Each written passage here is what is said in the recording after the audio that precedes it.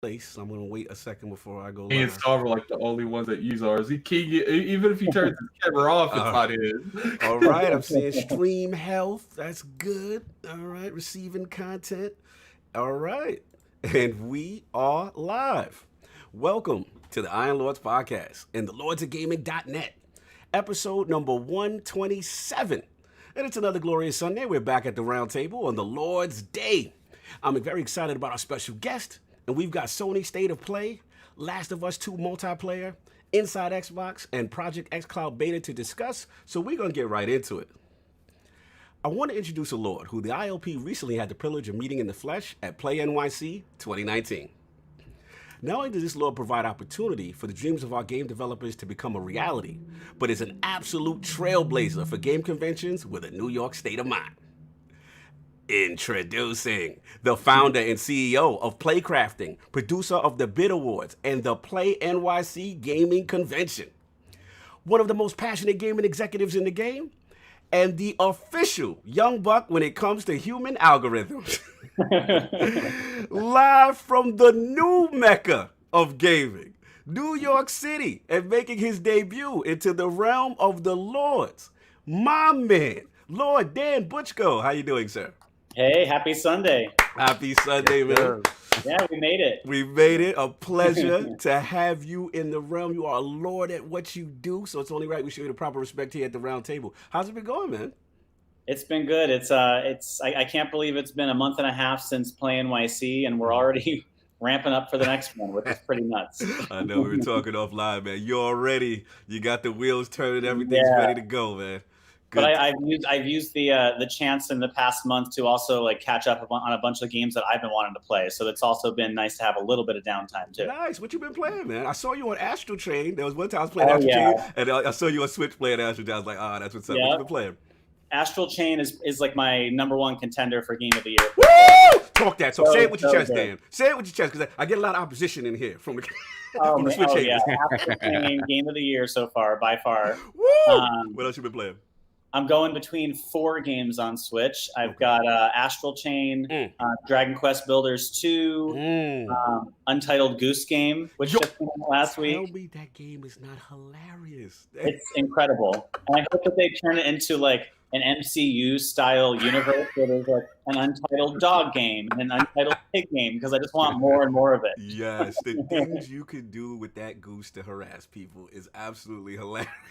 Yeah. So what was the fourth one? The fourth one is the remake of Link's Awakening. Nice. Oh, yes. Nice. 2D goodness. You already know. Have you noticed, King, that he's been trying to sell playing as a goose for like 3 weeks now? Let me tell you something. That is the third person that stood up for this game. Listen, man. Talk to him, Saul. The a-hole goose game is where it's at. It's like it's what it you know, it's like a pretty Metal bad Gear over game. there. if they floating on being a goose. Listen, you're gonna be same reviewing that sinister game smile. for LordsofGaming.net. We're gonna get you that We're going code. to get you that code to review it. Yeah, well, you need to slide me that code, because y'all all have this same little grin. No, you know what? It's funny. We need King to start reviewing games, because we need King to review Switch games.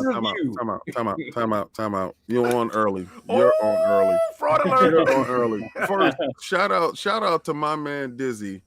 Okay, Dizzy, I got to give you a special super chat in a second. We want these fantastics for the $2 super chat. Thank you, Dizzy. You want me to start doing reviews? I want you to start reviewing your camera. No, my camera works just fine. I reviewed it this morning. I turned it off, and then I turned it off. Check it out. I do the reviews, and you do the camera. Boom. That's the bet. There's no quid pro quo here. No, none of that. No. Anyway. Camera's getting like a 2 out of 10 right now. Yeah, camera's a 2 out of 10. Yo, shout out to Dizzy with the $2 super chat, man. Coming in early. This is live from the ER. And, first of all, I give him a special shout out, because our brother now, he's on a serious note, he's battling cancer right now. And he is literally live from the ER doing this. I mean, from the hospital doing this. And I just want to say, brother, we miss you. You know, all the Lords have your support. You know what I'm saying? And I know he's hurting right now, because I believe Shadowkeep drops this week, and he wanted to play. But that's our editor, Lord in Chief of LordsOfGaming.net. How do you believe Shadowkeep drops this week? He says it like he's not 100%. Nah, but all jokes aside, man. Yo, please send him your love, the messages. Keep his spirits up. Like I said, he starts his chemo this week, and we are rocking with him. And to see him in here doing his normal jokes, antagonizing King with the Benjamin segment. He was on my head on Twitter, and I just wanted to give him a special shout out because, brother, your spirit is strong, and I'm with you. And yes, listen, when the PlayStation 5 come out and we swipe, listen, we're fine. We're gonna see this together, sir. Anyway, salute Lord Dizzy, man, my brother, man. We hold the fort down till you get back. So anyway, and you know we already have the 4 horsemen of gaming, those original lords of the realm at the round table. My co-host with the co-most, my brother from another mother, the difficult game conqueror, Lord of Reviews, and the how of the young wolf. My man, Lord Addict, how you doing, sir? I'm doing pretty good. I have a question, Cognito. Do you have like our individual intros like saved, and you just copy and paste that when you write the show every week? I would say that majority of them are off memory. I was gonna tell you, Addict, that's off the top of his head. I just like to add little spices and stuff based on current events. And I was gonna tell you, you're saying his review name wrong. You're saying it wrong. How am I supposed to say it? The hard gamer review. Because, and I gotta tell you this: this man is a video game savant, and we're not gonna underscore the fact that he goes out there and plays these games on the hardest difficulty level for God knows why. And I don't be playing all games on the hardest difficulty. No. These corner air shooters. I'm not about making everything into a bullet sponge, and they call that a hard mode. Anyway, what have you been playing, sir? Final Fantasy VIII. I finally beat that on the Switch, and I've been playing a lot of Destiny here lately, actually. Oh, I love that. Nice. Yep, we've been playing together. Me and you've been rocking. Sadly, on the Xbox. I know. So rest in peace. Well, not rest in peace. Soon the PC will be back up and running, so you'll be good to go. What happened to it again? Yeah, you got a USB issue. We ain't gonna get into it. We ain't got a lot of time. Lord Dan's limited time today. Yeah, let's run through these. And of course, we have our most technical gaming lord, the solo gamer who lives for the single player selfish experience, and also the not Nostradamus. Mr. Offline, I almost said Nostradamus. Mr. Offline Profile Illuminati and Lord Patreon of the Iron Bank. My man, Lord Sovereign, how you doing, sir? Doing well. Good morning. Good morning. Good morning, sir. Good morning. Good morning. Doing good. What's up, man? What you been playing, man? I have been playing just Link's Awakening, man. I haven't been home. I was hoping to play some Gears last night. That didn't happen because that boxing had me open last night. I was first time in a long time I'm paying attention to a fight without doing something else. So I was paying attention to that. So no Gears. So hopefully I'll play some Gears today. But just playing Link's Awakening. Yesterday got to hang out with my nephew. Took him to see Abominable. And how is it? That's a beautiful little movie. He loved it. Very nice movie. Kind of formulaic, but whatever. It was good. Because they're trying to compare it to How to Fly a Dragon. And I want to take my kids to see it, but if it's a Blu-ray, I could wait off. Just let me know. Like it's nice. It's a story you've seen before. I don't think it compares to How to Train Your Dragon. I mean, that's kind of epic. That whole trilogy of movies is pretty good. And then we played some Mega Sega Genesis Mini, man. He doesn't have the only attachment he has to Sega is Sonic, but beyond that, so I threw on Streets of Rage, and he was open. I was so happy to see him. Come on, Theo, let's beat these guys up. Let's what pick? What character? What character you pick? Oh, he played Blaze. Blaze. Like Blaze. Nice. So yeah, it was a fun time. It was a fun time. No doubt. Salute, man. Good to have you in the realm once again. And of course, we have the Incredible Hulk of this, aka the Excess Gamer. Ooh. The Lord of Combat Sports. King of the statues, who demands nothing less than that premium experience, and is the leader of the Fraud Alert movement. It came out early. Beloved Lord King, how you doing, sir? Oh my God, you guys know exactly how we doing, baby. All right, listen, we're gonna get this real quick because we got Dan in here. Talk real quick. And Dan really doesn't have all the time in the world. So listen, the Staples Center was rocking yesterday. The Staples Center had 2 champions going up to the ring. This was disrespect versus respect. All right. And you have to understand, one person was going there to disrespect somebody, and the other person was going there to snatch respect. And I think both things got accomplished last night. Beautiful. You had Sean Porter versus Earl Spence Jr. Earl Spence Jr. is the heir apparent to Floyd Mayweather, if you didn't know. All right. This is what they're calling him. They're calling him the baddest man on the planet, the boogeyman, the dude in the closet, the Jabba Binks.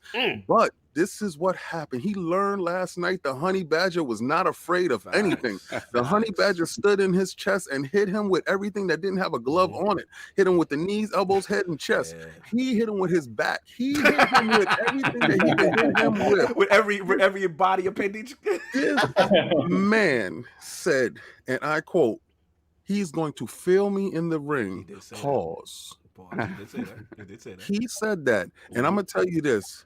He felt him. Pause. If you saw what Earl Spence Jr. looked like after the fight, he earned that. He got touched up. Yeah. He learned.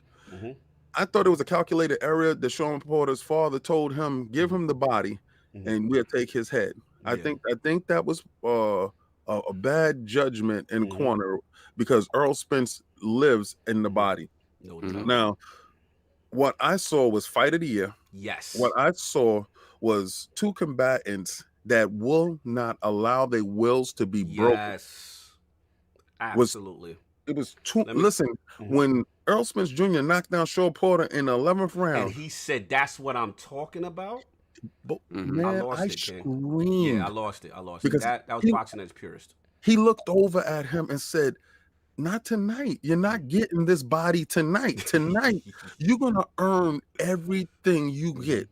And it was fitting that it went to a split decision. Now, I didn't agree with it going to a split decision. I felt that Earl Spence did enough to win in a unanimous decision. But I say this. I said, as a champion who's been fighting 15 years, and this is his first pay-per-view, you saw a man change. Yes. He went from being the B-side, always being overlooked, always being talked down, always being abused verbally, always, to being A1, sharp, clean. He fought with a level of ferocity from round 1 to round 12 with the same energy. I said, you have to encapsulate his blood and give it to every old folks home around the world. It sounds cheesy, but it felt like a Rocky moment. You know that moment when Apollo Creed starts respecting Rocky in the ring? He's like, oh my God, what have I got myself into? You felt that moment last night. You felt it. It was crazy. That right there is one of those boxing. Again, I don't watch boxing as much as I used to. I knew I had to watch that one, and it blew beyond the billing. Like it was. To me, I think Sean Porter earned so much respect in a loss that I was just like, well, I have to watch all his fights now. I've never really watched him prior to that. That's how he fights. But yesterday he was at 11. I'm gonna say this. This is a wake up call for Spence. Yes, you can't get by on pure talent alone, buddy. He had to dig down that fight. I respect him. He dug down. But it's like you said, the pure talent and just being the bigger guy ain't gonna work, because when someone else has that same heart and determination, we saw how it could go. It was a couple moments it was looking spooky. I was like, uh-oh, what's going on? This is the problem. In between fights, he blows up in weight. Sean Porter, from the beginning of this year, knew he had to fight Earl at some time this year. He's been in shape since January, fellas. Ladies and gentlemen, he treated his body as a temple. All the way through to fight night. Real quick, not to interrupt you. Talis, thank you, brother, with a $2 super chat. 3-finger salute to iDizzy81. No doubt. Much appreciated. All right. So let's go on from there. It'll be a Combat Talk results show. Nice. I don't do them, but this is necessary to be done. It'll be up later on today, guys. Okay. All right, man. That's what we got. And of course, we have the Lord of the Cooperative Experience and Gaming Ninja himself, the Shinobi, LordCognito, spreading that realness in the realm of the IOP. Not telling you what you want to hear, but what you need to hear. So for me, just been Gears 5 Destiny 2, Shadowkeep Prep. Obviously been playing with Addict a little bit with Sinister. Astral Chain, as Lord Dan mentioned. Been playing that a little bit. And got back to Marvel Ultimate Alliance 3 because Spidey's back, baby. Spidey's back, so I'm happy about that. In the MCU, we had to do that, and then playing this beta. I got accepted by the beta of a game called Tower of something. It's a beta on Xbox. I thought you was about to say I got accepted to Xbox Cloud. I was about to leave this podcast right now. Actually, my console's in the skip ahead program, and I got accepted to console streaming. So we'll talk about that later in the xCloud side. But look, we got a lot to talk about, a lot going on. We already know. So look, Lords have gotten into what they've been playing. But I want to start off with Lord Dan, his video game system history, his journey into the gaming industry to become the CEO of Playcrafting, and of course, what led him to be the producer of the Bit Awards and the Lord's favorite gaming convention, PlayNYC. So Lord Dan, the title, wow. You're a Lord, man. You're in the realm. Next year, damn. So let's start from the very beginning, Lord Dan. What were some of the first video game systems you had, and what got you into gaming? My mom got me into games, and the first system we had was the original Nintendo. So I fell in love with games when my mom booted up the first Legend of Zelda in like 1989. I was 4 years old. Yeah. Wow, the gold cartridge, the epic sound. The only one with the save feature at the time, like a battery inside, I believe, right? Yeah. So you stuck with Nintendo. Give me some other titles on that system, man, that you remember if you had it. So Zelda was the first one, but the game that we played the most as a family was The Simpsons Bart versus the Space Mutant. Do you guys remember that game? Yes. King definitely. I'm a huge Bart Simpson and Simpson fan, so I definitely had that game.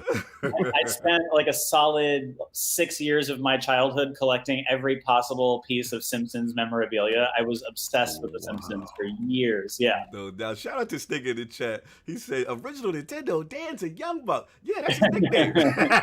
He's the young CEO in the game. Y'all don't understand. Continue, Dan. So you stuck with NES, and then where did you go there? Sure. So stuck with NES for that round, and then my family switched over to Sega. Oh, good parenting. Power switch. Good parenting. Getting you out of that ecosystem. What Sega system did you pick up?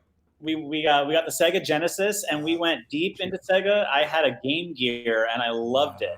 Wow, talk to me. You're the first. So I didn't talk to me. That's Sega talk. Game Gear to me, like I did not have an original Game Boy. I don't think I had a Game Boy until like the SP in like '99 or so. And so Game Gear was my jam for the longest time. And so I played obviously all three of the first Sonics. There was an X-Men game on there that was. I don't think it was a port of the Sega game, but it was a lot like it. Yeah. There was a game called Slider on the Game Gear. If you've never played it before, you've got to play it. You're playing like he kind of looks like a Kirby knockoff, like an orange Kirby. And you just like the whole purpose of the level is you have to like move him over every single box, and so it's a gigantic, like almost like a disco floor of light.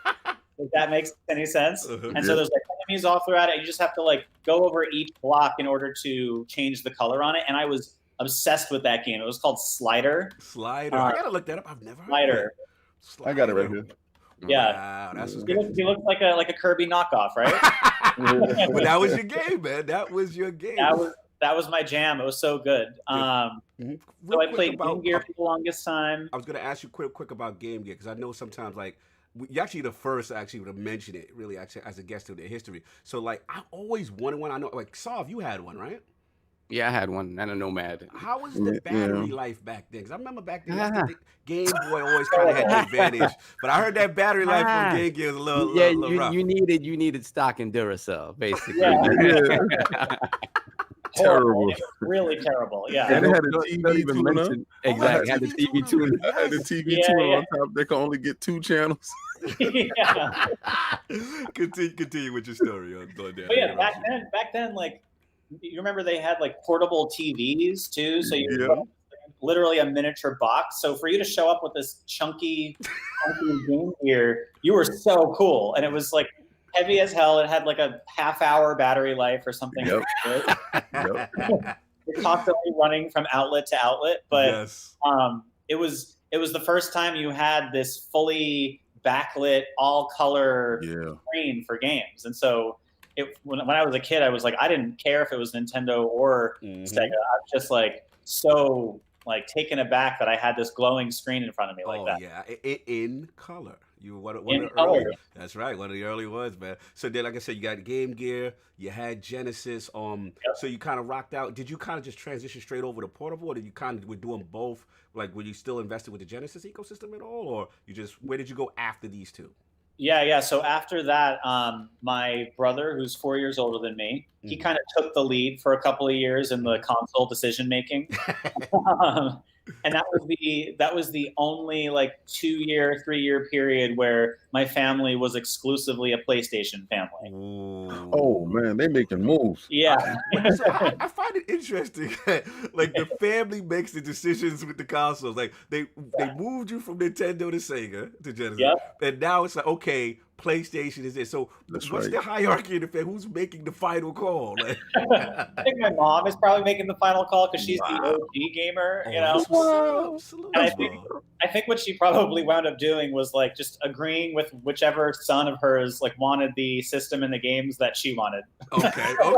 That's right. Which I don't fault her on. Please, I would do the same thing. Nice. So Bob is Bob was hardcore gaming then. He's hardcore, yeah. Wow, that's awesome.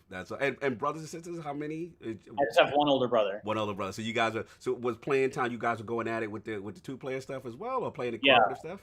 Yeah, it started out as like before we had video games. When we were super young, we played this game called Toy War, where we would just set up all of our action figures against each other, and then we would just change the rules all throughout. And because he was the older brother, he would always change the rules so he would win. So like it would be all action figures, and then he'd just grab a stuffed animal and he'd say, "Oh yeah, we can play with stuffed animals now," and then just plop on top of mine and say, "Oh, I won." Shout out to the older brother for being petty. Shout out to him. Exactly. So PlayStation, man, guide me through real quick, man. Give me some standouts. Give me some things from the PlayStation. So PlayStation, I didn't play it too much. My brother, his name's Josh. He went real deep into Final Fantasy VII. Right away. You hear that? You hear that, addict? Yeah, we got the system. He went right to Final Fantasy VII. Tomb Raider 2, not Tomb Raider 1, but 2. There was a fighting game for Star Wars called Star Wars Masters of Terras Kasi back then. Yeah. Yes. Horrible game. Horrible game. Solve is not a fan. But you got a chance to use lightsabers. So exactly. Yeah. And I remember like that was the game I played the most. I was still like 9 years old at that point. I played that game a ton on PlayStation, but PlayStation, like, other than what's it called? Oddworld. Oddworld I played a ton of on PlayStation. Other than that, though, I didn't dive too deep in it. Okay. And then it was probably 97, and that's when like my console choice was like the one that won. Okay. And it was the N64. Wow. Nice. So, you had that married. What you had? What drew you in for 64? Absolutely Ocarina of Time. Oh, 100%. Yep. Yeah. And that was like the new renaissance of games for me in my life, because I kind of like took the back seat during the PlayStation period in my family, and once N64 came through, I was addicted to Ocarina of Time. Nice. That's a big one, man. 64. Wow, tremendous. So from that point forward, gaming still kept on. Did you touch Xbox at all? Where'd you go? Did you keep continuing on with the other PlayStations? Yeah. So from that point on, Nintendo was definitely like the center point of my gaming universe. But each time like the next round of systems came out, I wound up getting all of them, because it was to the point then that I got a job in high school. I could pay for some of my own stuff. So it didn't have to be a family decision every single time at that point. Yeah. So I had N64, then I did GameCube, OG Xbox, and PlayStation 2, but PlayStation 2 I got like 3 years later. Okay. He rebelled. He went back to Nintendo. He said, He rebelled. He said, "I have my own money." Yeah. Y'all not gonna dictate what's going on in this house no more. Yep. And GameCube was the first system that I like decided I wanted, and I like read all about. I fell in love with it. I got it on launch day. So to me, like GameCube is my all-time favorite system because it was the first time I like felt like a real sense of ownership around. I get that. No, I get that. You know, I completely get that. The original. What was the game that did it for you? That made you sit in that line and get a day one, that night release? What was the game? It was Luigi's Mansion. Oh, Alec's in love with you right now. I think that's these games right now. Yeah. So I'm dying for 3 coming out next month. I'm with you. I'm right with you. No yeah. doubt. So Luigi's Mansion did it for me, and I think I got all 4 of the launch titles. It was that Super Monkey Ball, Wave Race, Blue Storm. Yeah. That. Yo, I used to love that game. I forgot all about the that. Water looked like real Remember water. the water? The water. Yo, I forgot. I remember. And you look back at it now. You go back and look at it, and you're like, okay, console graphics are so much better. But back then, you're like, I am looking at a photograph. This is crazy. I'm so glad you said that because the way you feel about that is how I feel about when Super Nintendo came out with Mode 7 and I saw F-Zero for the first time. There's moments with graphical fidelity, and I felt Wave Race was one of those moments as well. Like it really, like no one did water like that at that time. Like, it was like that was an ocean you were looking at. It was nice.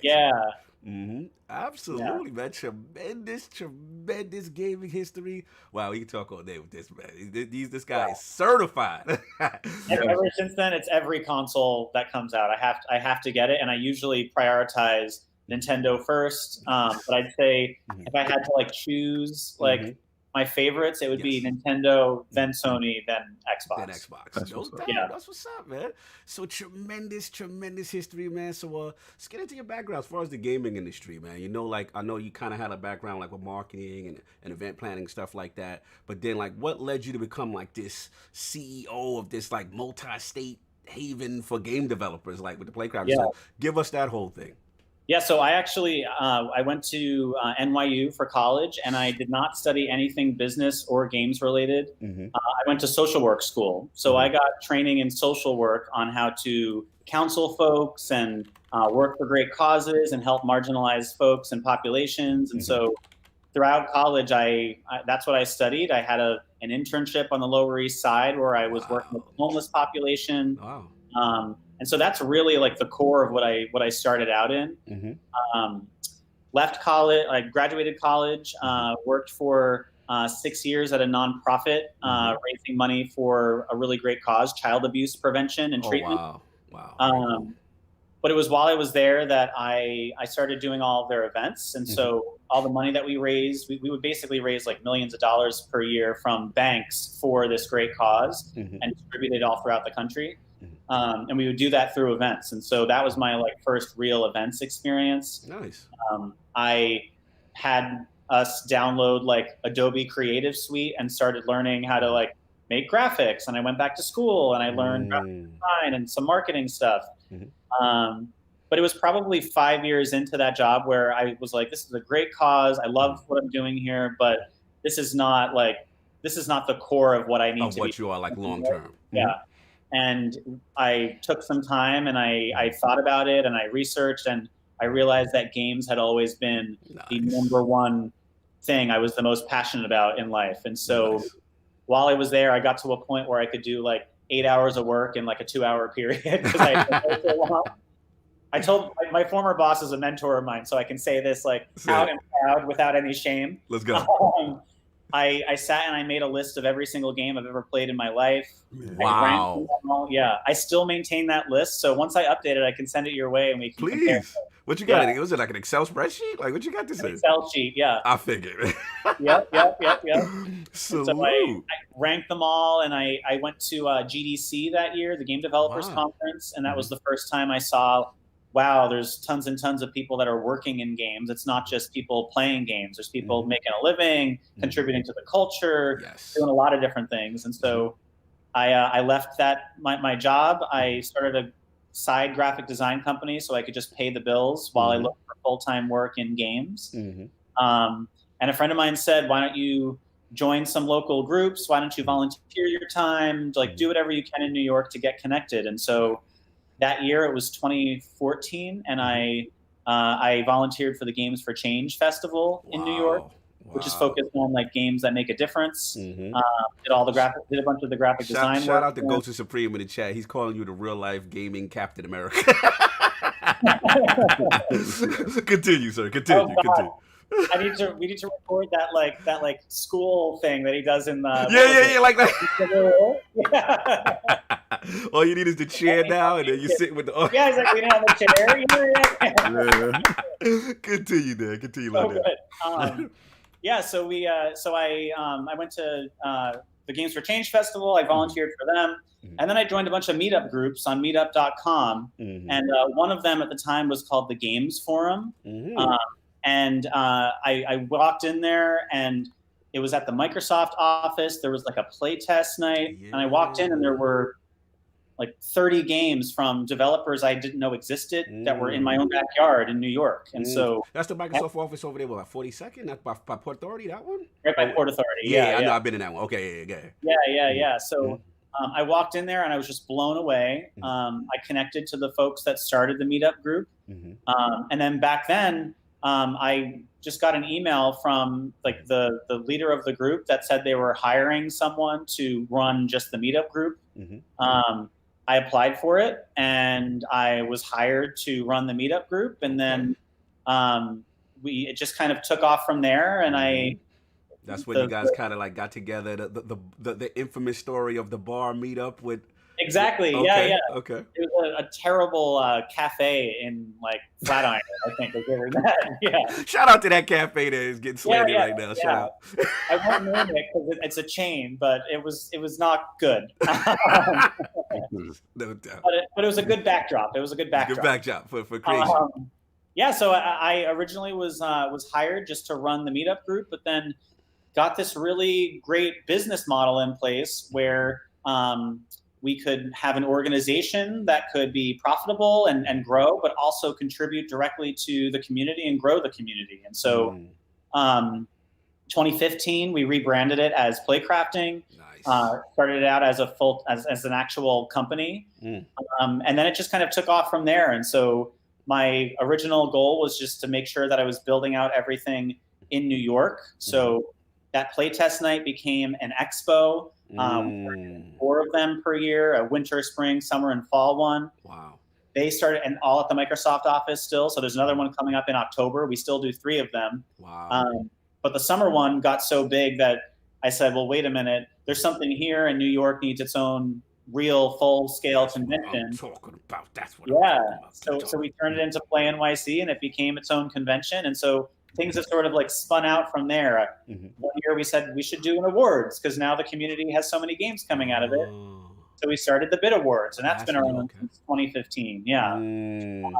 Wow. And then the most recent thing, which really has sort of catapulted things into the next level, is these big corporate partnerships that we put together. And so they, on paper, they can sound kind of bland, but in practice, they're awesome because we're building these games initiatives for these huge companies like the NFL. Yeah, I was going to get into that.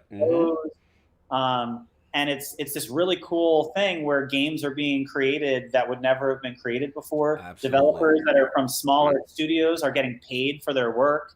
That's so awesome. We're kicking a ton of cash into the local games industry and generating games for players worldwide to experience that are kind of like this mashup of smaller studios and independent developers with huge corporations. And then all these cool things happen. All these great games are developed as a result. Yep, dude, this is an amazing story because obviously the Lords, we were able to visit PlayNYC, and we kind of saw that same structure that you were talking about.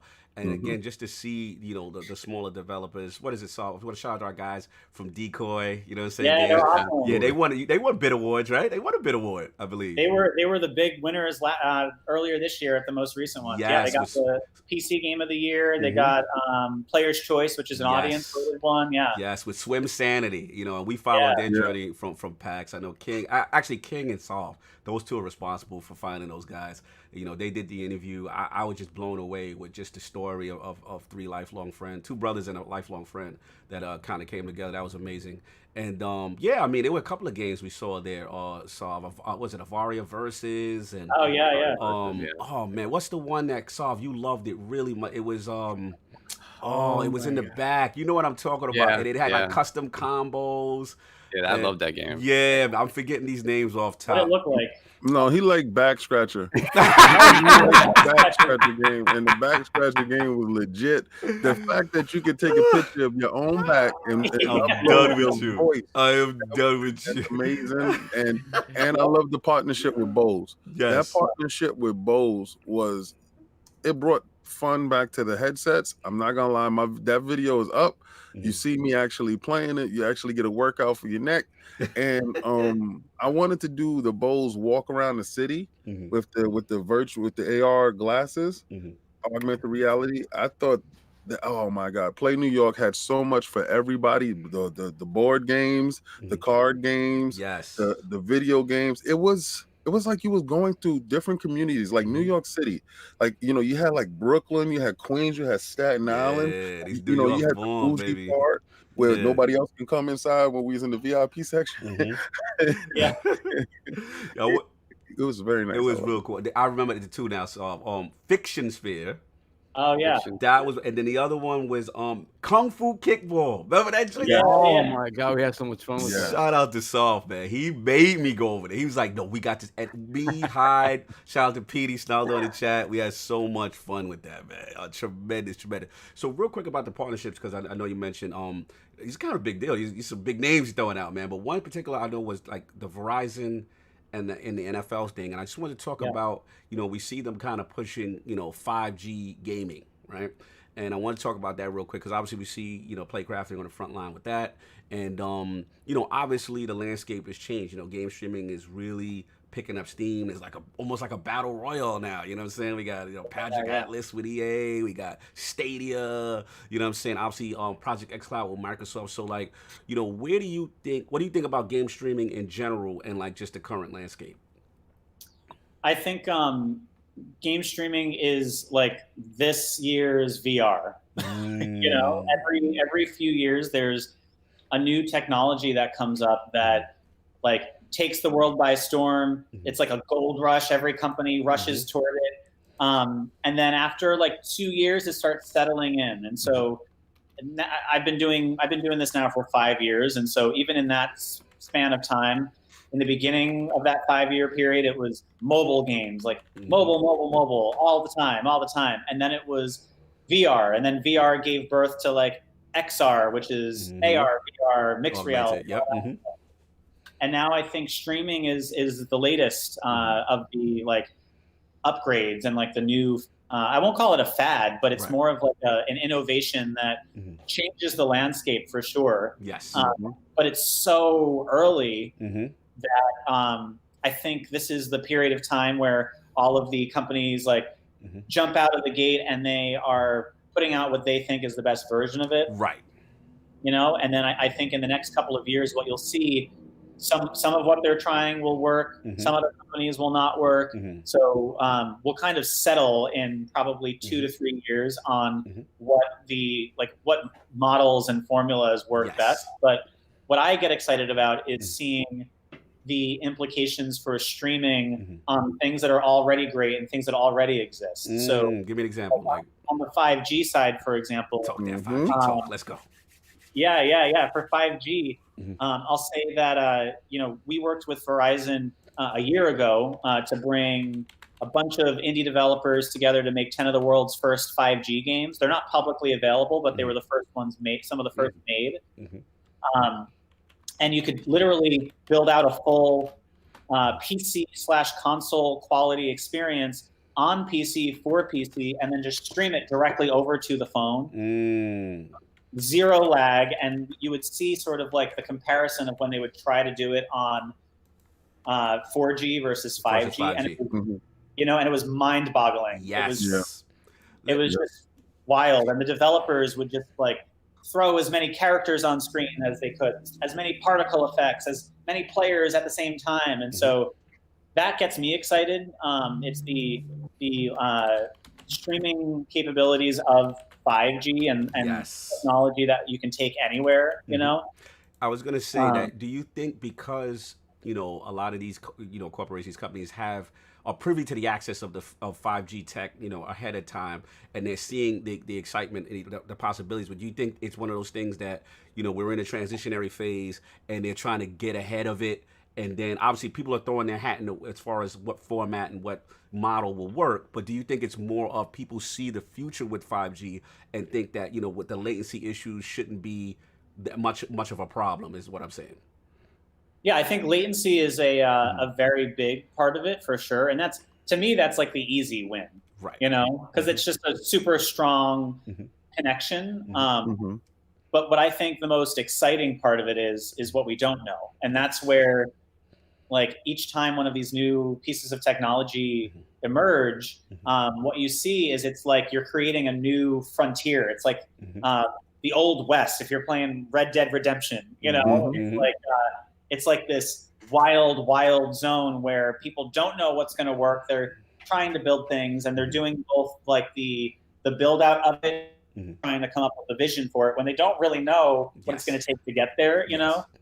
And that's what makes, I think, games as a whole so exciting, because that's a constantly evolving process. Who knows what it's going to be 4 years from now, 5 years from now, when cloud streaming has sort of settled down and like found its place, and people are adopting it in different ways. And, you know, VR is still super exciting. So is AR, so is MR. And I like the fact that you had that on display there when you first walk in, and you had AR reality walk to your right, and you had the VR section to your left. But you know, like a lot of other places would have only VR here.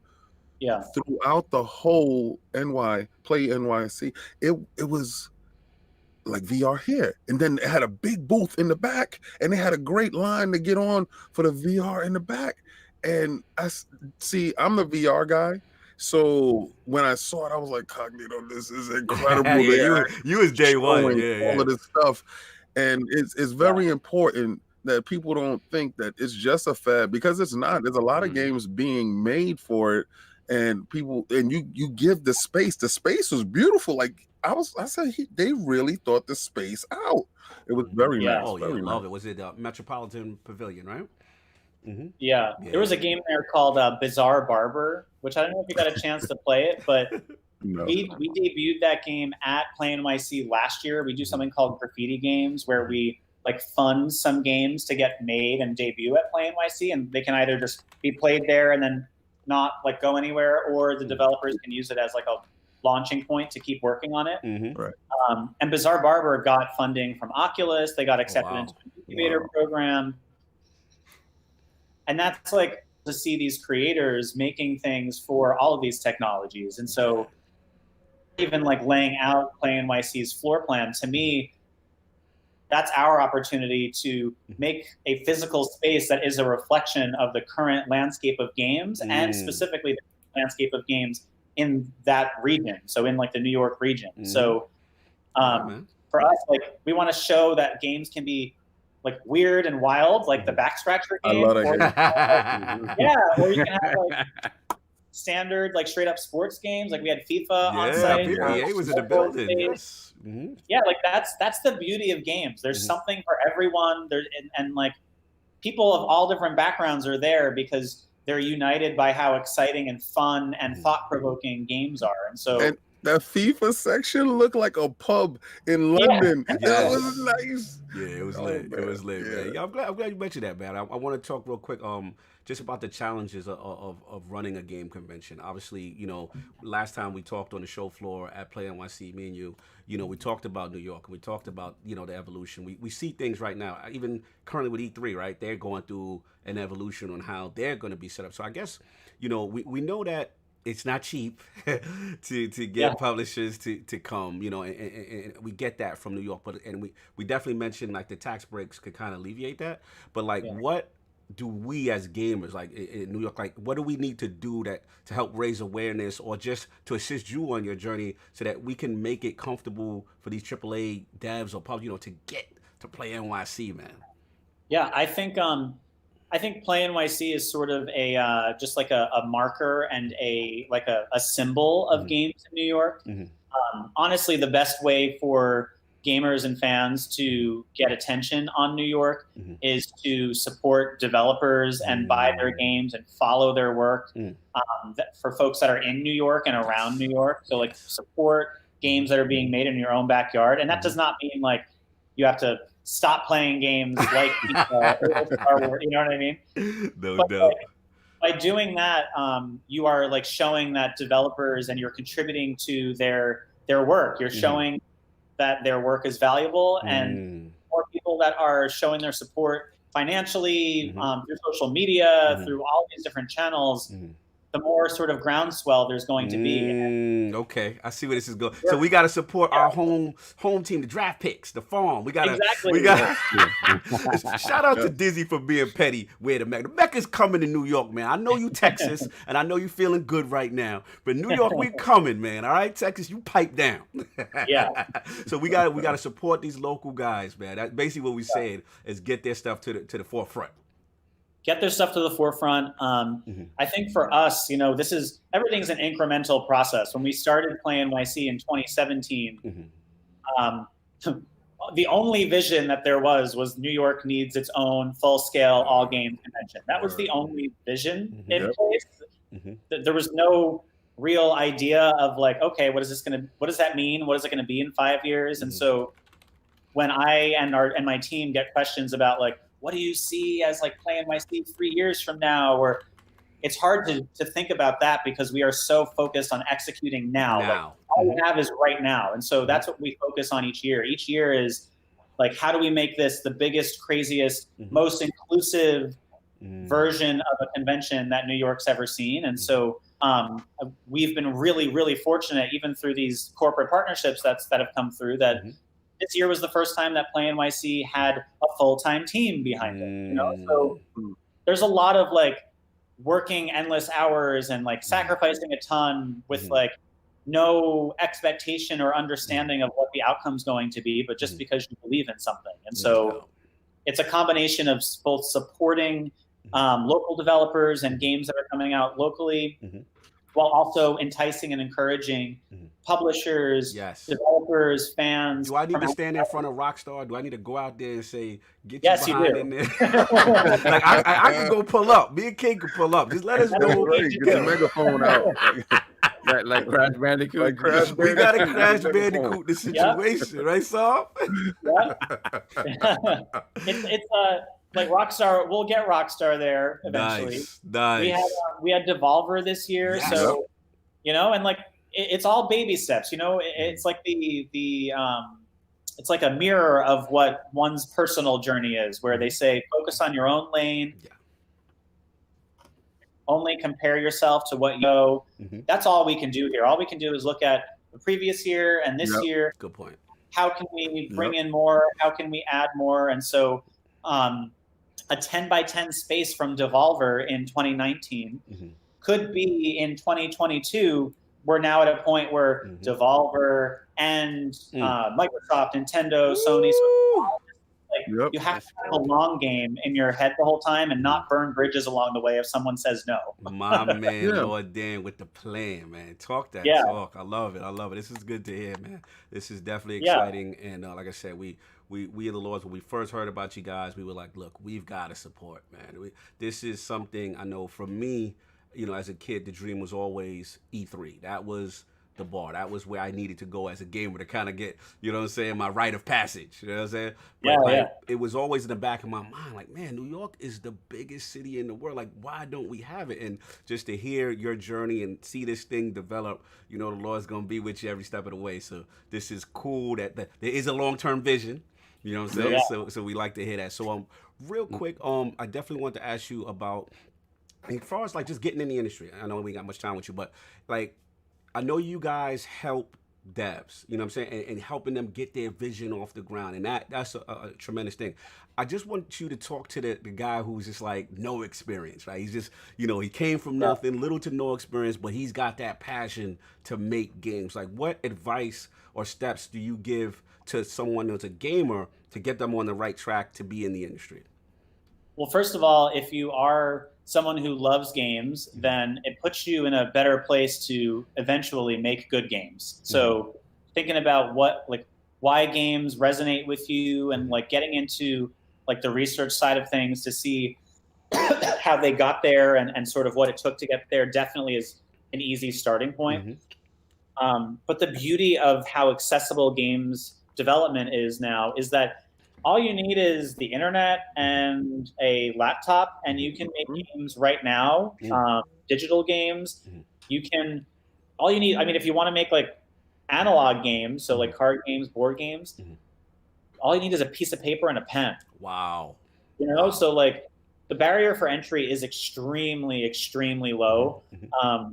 Many games are made in the Unity engine or the Unreal engine if you're primarily focused on video games. And so there are free versions of both of those that you can dive in right away. And both companies support their developer communities with like free tutorials. And there's a lot of ways that you can go ahead and like get started now without having to pay the money to like go back to school full time or do all that right away. You can get started right now. And investing money and time on that level is certainly something you can do when you approach. Yeah, but it does not have to be step one. And so honestly, the best way to get good at making games is to make as many games as possible and to check your ego at the door, because you know, all like when you're just a fan and a gamer and you come in and you play, let's say a game that's on my mind a lot lately, which is The Last of Us 2, which I'm dying to play. Yes. When you play The Last of Us 2, all you're seeing is the end product. You're not seeing the 5 years of mistakes, the thousands of bugs, all the things that didn't work. Just like the fact that they had a ditch multiplayer, but we ain't going into that. We'll do that on the next episode. But yeah, just like I said with PlayNYC, and let's call that like the game that we just built. Yes. For every developer that was there, and every exhibitor that was there, every player and fan that was there, there's probably 6 or 7 that weren't there that said no. Yeah, and you're right. So consider that our version of like the roads that didn't work, or like the glitches in the game along the way. And like this process is very iterative, and so that's where diving in and trying to start is paramount. And then I'm a huge fan of in-person community. So there's a lot of ways to connect with people online. There's forums. You can talk to people that are making games on the Unity forums, the Unreal forums. But to me, it's like join Meetup, like go find a free event, find a cheap event, like connect with people that are near you, because we're all in this together. And that hometown pride is really, really strong. If you're a sports fan, an esports fan, you already know. I'm repping the home team. I got to support the town, baby. Listen, when we walked out of there, the sense of pride that we had when we went to go eat pizza, we had to recharge our batteries to come back, and the sense of pride that this is happening and developing in New York City was so amazing. Because you had people, you know, we was walking down the block and they're like, "Where are you coming from?" And we're coming from PlayNYC, and you need to go there and check it out. And it stop us in the street, like, are the tickets still available? Yes. People would see the badges, they see the video, they were like, "What is this about?" And that's how that awareness starts, right? So I mean, continue to say. Absolutely. Yeah, no, absolutely. That's how it starts. Just word on the street, especially like this, when people that you're looking at smaller games that parents are willing to bring their children in, something that they're going to be attracted to, and then beyond that, once you're in there, then you see everything that's in there, and it's something for everyone. So I mean, as soon as we walked out of there, it was like left and right. What's that? Where are you guys going? Like, it was, absolutely. Real quick, shout out to Brad with the $5 super chat. How do we get Play Washington DC? DC Metro is home to Bethesda, smaller devs, and the ESA. So he's making his push, Lord Dan. Can we get a Play Washington DC? I'm glad he brought that up, because Playcrafting, even though we got started in New York, we are in multiple cities already. And so if you're in and around the Boston area, we do events all year round. Same thing in San Francisco. We just started doing stuff in San Diego and Seattle. DC has been like at the front of mind for a while. If nothing else than just the fact that Play DC sounds so nice. But yeah, there's a ton of smaller studios. There's a ton of larger studios like Bethesda that are nearby, and so this kind of thing is scalable and can go to any number of different directions. And I think that now that PlayNYC is 3 years old, and this was the first year that fairness, we broke even. Hey, salute to the money. Salute to the money. Net zero. We're finally at net zero. Great. Awesome. Let's get to the black, baby. Let's get to the black. Yep. Let's break even for $5. $5. Now that we are at that point, we are like seriously considering where we're gonna build this next. And so DC's on the list. There are some spots on the West Coast that are on the list. To me, going to spaces that are not typically associated with games like DC is more exciting than like doing another thing in a place that has 17 conventions already. And so that's going to be a factor as we're talking about moving forward. But again, we started as a meetup group, and that meetup group was started by one guy who wanted to like bring together some folks that work in games or like games. And so I'll say to the listener out there that like you can start your own version of Play DC. Just bring 5 developers to a cafe and have them show their games to each other, and that's where it all starts. And so if it's not us, I think eventually we'll get to 15, 20 cities, but it's not us. In the meantime, you can start your own version of that, and reach out to us on Twitter at Playcrafting. We're happy to give you some pointers along the way. Awesome, man. Good. Salute the Lord Dan. Salute the Lord Brad with the tremendous question. We're going to get you out of here soon. But last question we ask every guest. This is the big one. This is the big one. So I need Lord Dan's top 5 video games or franchises of all time. Okay. I'm going to, because 3 of the top 5 are Zelda games. Let's just say franchise Zelda. Yeah. Number 1 is Zelda, and if I had to say, like, 3 of the games at the top, like, rotate in being number 1 of all time. I'm back to Ocarina of Time as my number 1. So Zelda, Ocarina of Time. Hold on 1 second, Lord Addict, do you approve? Yes, I approve. The better question is, what are those other 2 Zeldas? Skyward Sword. You would not approve of the second one, which is Skyward Sword. Oh, King is happy! Yo, Lord Dan, you don't even know what you just did right now. Listen. And you said it rotated. See, that's the best part about it. It could tomorrow. It could be Skyward Sword. He never said all 3 of them rotate. He just said they rotate. For all you know, it could be Majora's Mask and Ocarina of Time rotating. Don't get ahead of yourself. Skyward Sword, baby. That is a highly contested argument between Lord King and Lord Addict. Just let you know what you started there. What was the third? It's not an argument. King is wrong and Addict's right. Listen, I just want to know something, Dan. What was it with Skyward Sword that made you like the game? I just really want to know that one part. Yeah, I'd love to know this too. Skyward Sword is the vision of a 1-to-1 playing with a sword as Link game realized. That vision was realized, and I was completely obsessed with it. And I'll say, like, just to put the competition to rest, Skyward Sword has, for the most of the time that I've had like my ultimate games list and my list of all the games I've ever played, Skyward Sword has been number 1 more than the other Zeldas. Boom. What I said. Boom. Yeah. And I say that knowing how controversial that pick is, but I absolutely, like, the whole world was like built around swiping the sword in the right direction. And I get that it didn't work for some people. It worked 150% for me. And I felt, and like the creature design, it was like I was playing a Studio Ghibli movie. It was perfect. Right, yeah. Yo, I'm gonna tell you right now, the level. It's cool. You can have one ally, and I've had like 50. That's cool. I you can have that. This is the most important ally, and the fact that you have made my day, sir. Good. I'm glad that there's someone else on here that agrees with me. Yes. King Ryder. We've officially found the 2 people on the internet that like Skyward Sword. You're ridiculous. What was the third Zelda game that rotation? So it's Ocarina of Time, Skyward Sword, And then it was Wind Waker, but Breath of the Wild is. See, now you got me. Now you got me. See? Now I'm in. He represents all three of us. He literally got all three of our Zeldas. Oh, this is awesome, man. So we're gonna be in that it's Zelda. He almost made up for that nonsense when he said Wind Waker. But then he said Breath of the Wild, and it just completely threw out the door again. Addict is so disrespectful. I'll tell you when it goes back when like Skyward Sword is like number 3 out of the 3. Okay. So we got the Zelda franchise in one of the spots. All right. So you still need 4 more. All right. So number 2 is Journey. That is the game that ever made me cry. Wow. Salute.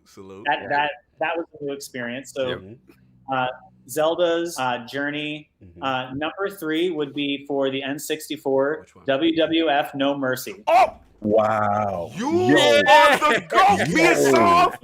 Love you. You are the greatest guest. No mercy. He said no mercy.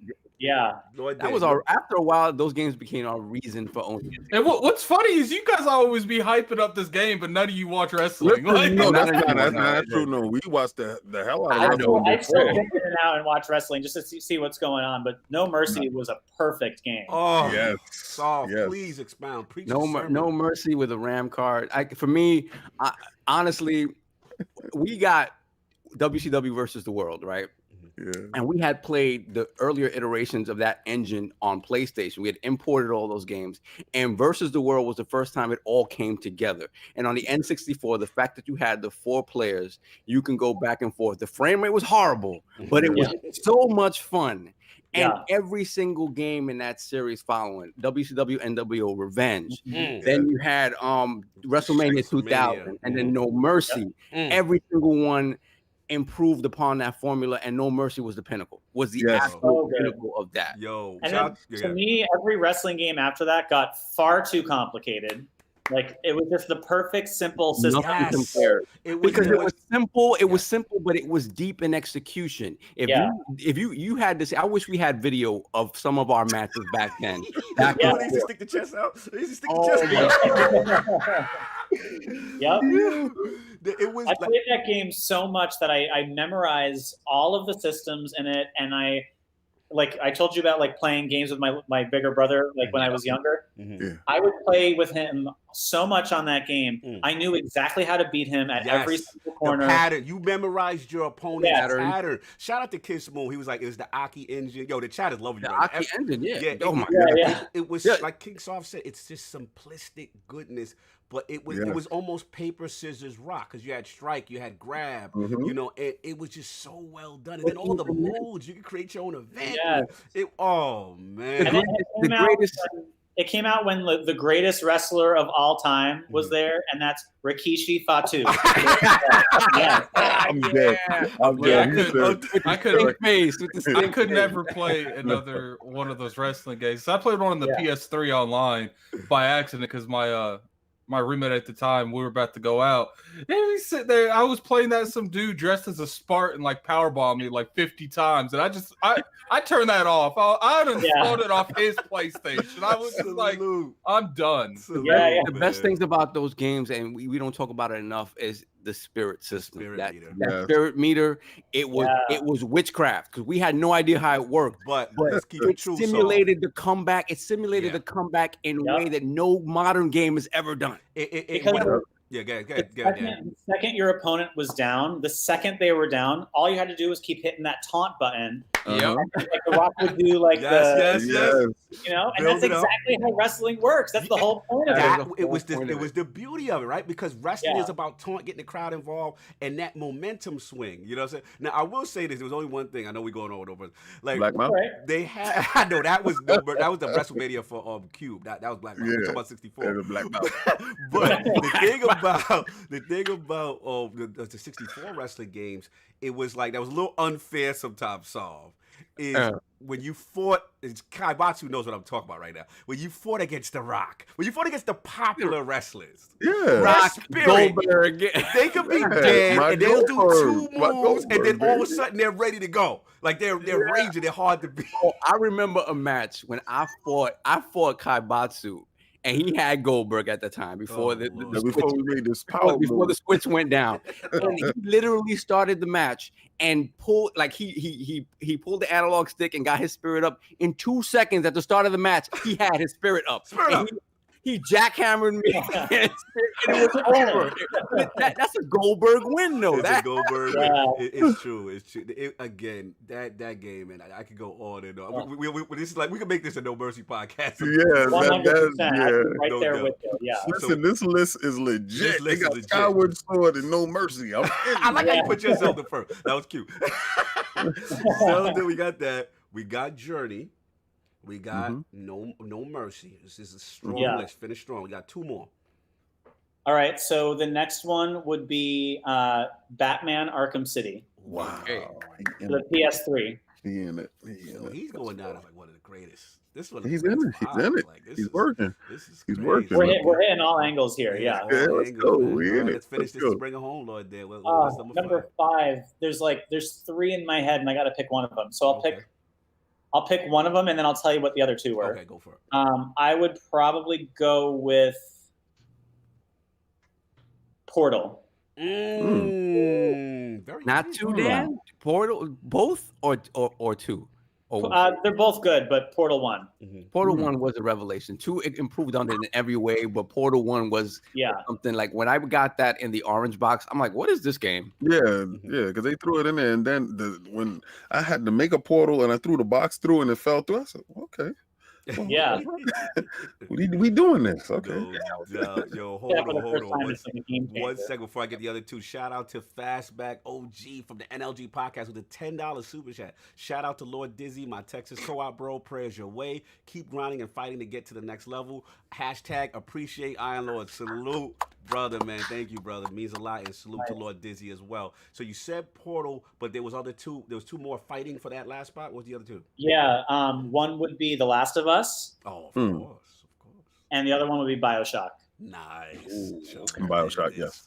Wow. Outstanding history. I'll send you the full list later, though. I have literally every game I've ever played, and the top 100 are ranked. So. Wow, nice. This Skyward Sword is in the top 5, baby. Lord, Dad, this is absolutely tremendous, man. I know you most likely got to run.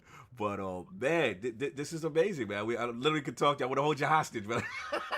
There's so much game we can talk about. But I'm happy to come back anytime. We can do a WWF No Mercy segment for the next, we got to do the No Mercy podcast. I'll definitely have to miss that one. Shut up, Addy. Where can people find you? What you got going on, man? You can follow me on Twitter. It's just at Dan Butchko, so DanButchko. For all things that we're working on over at Playcrafting, including PlayNYC, the Bit Awards, the Global Game Jam, our expos in New York, San Francisco, Boston, and as we're spreading everywhere else, it's just at Playcrafting on Twitter. And to see if there's an event or a class or a course or a convention coming up in a city near you, go to playcrafting.com.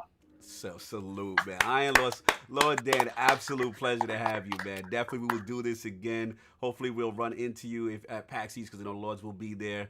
And keep doing your job. Keep fighting the good fight, man. We love what you're doing. We love your tremendous ascension, man. This was really a good time and an honor to have you in the realm of the Lords, man. Yes.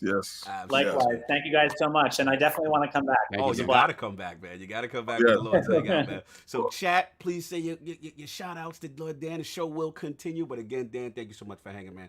We are going to continue. Yeah, make sure that y'all go and follow him on Twitter and make sure that if you're in the New York City area that you get out to play NYC. I'm telling you, you will have a great time. Bring the kids. The kids. Absolutely, man. So we are going to move on.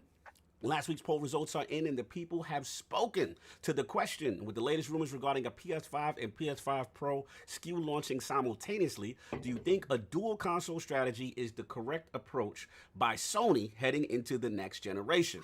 The winner of a fairly close 3-way ILP poll at 49% is the no. It confuses the market. Keep that same energy when Lockhart and Anaconda dropped.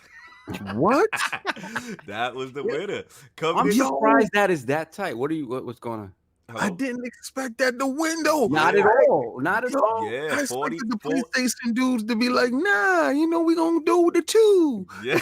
I expected it to win, but not that tight. For me, because it's like I felt like, I just feel like PlayStation Nation, the same way I feel about it is like they don't need to do that. Even if they do come in slightly underpowered, if that is the case, I don't think it affects them the way it would affect Xbox. I just don't. 49%. That underpowered stuff, they better not come in here with the weak kneecaps.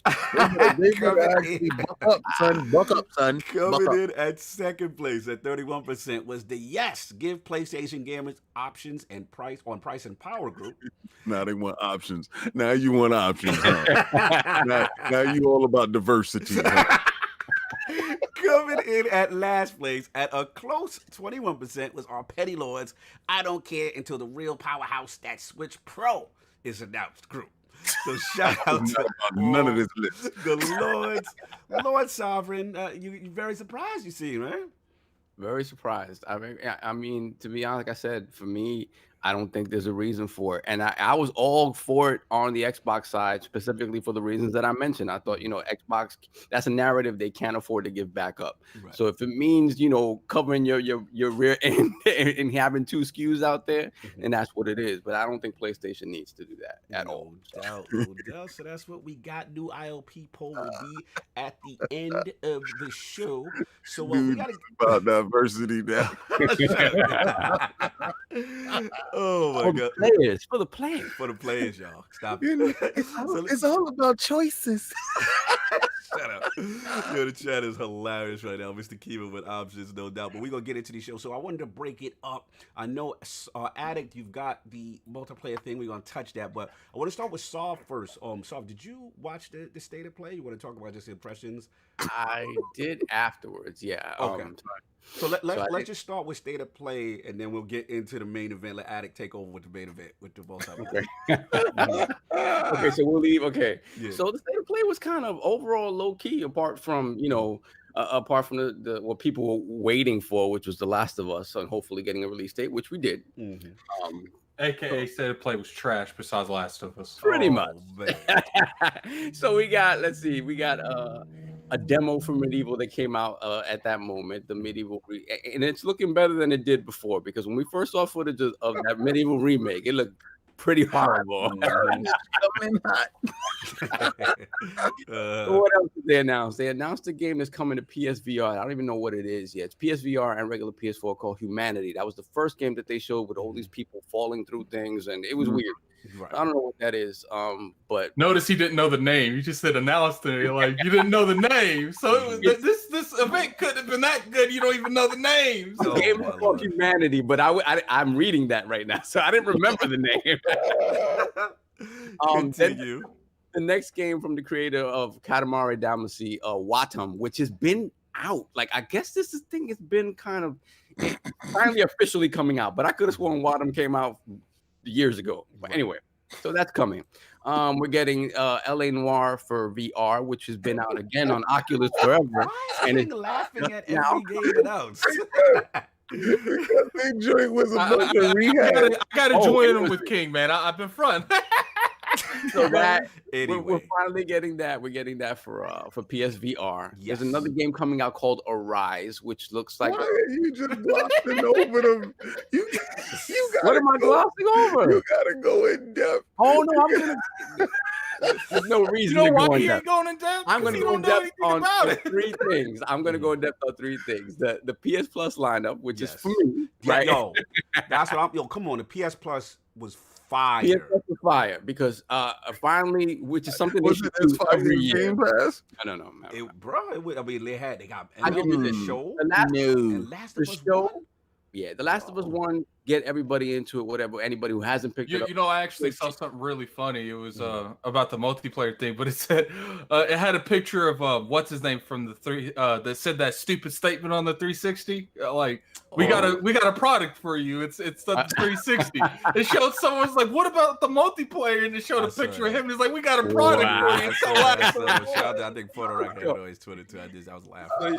So yeah, the 2 PS Plus games are Last of Us Remastered and MLB The Show 19, which which to me, let's go, people. This is something that should happen every single year. Yes. Every single year, give us that year's MLB The Show in PS Plus at the end of the season. Let people play that game. That's right.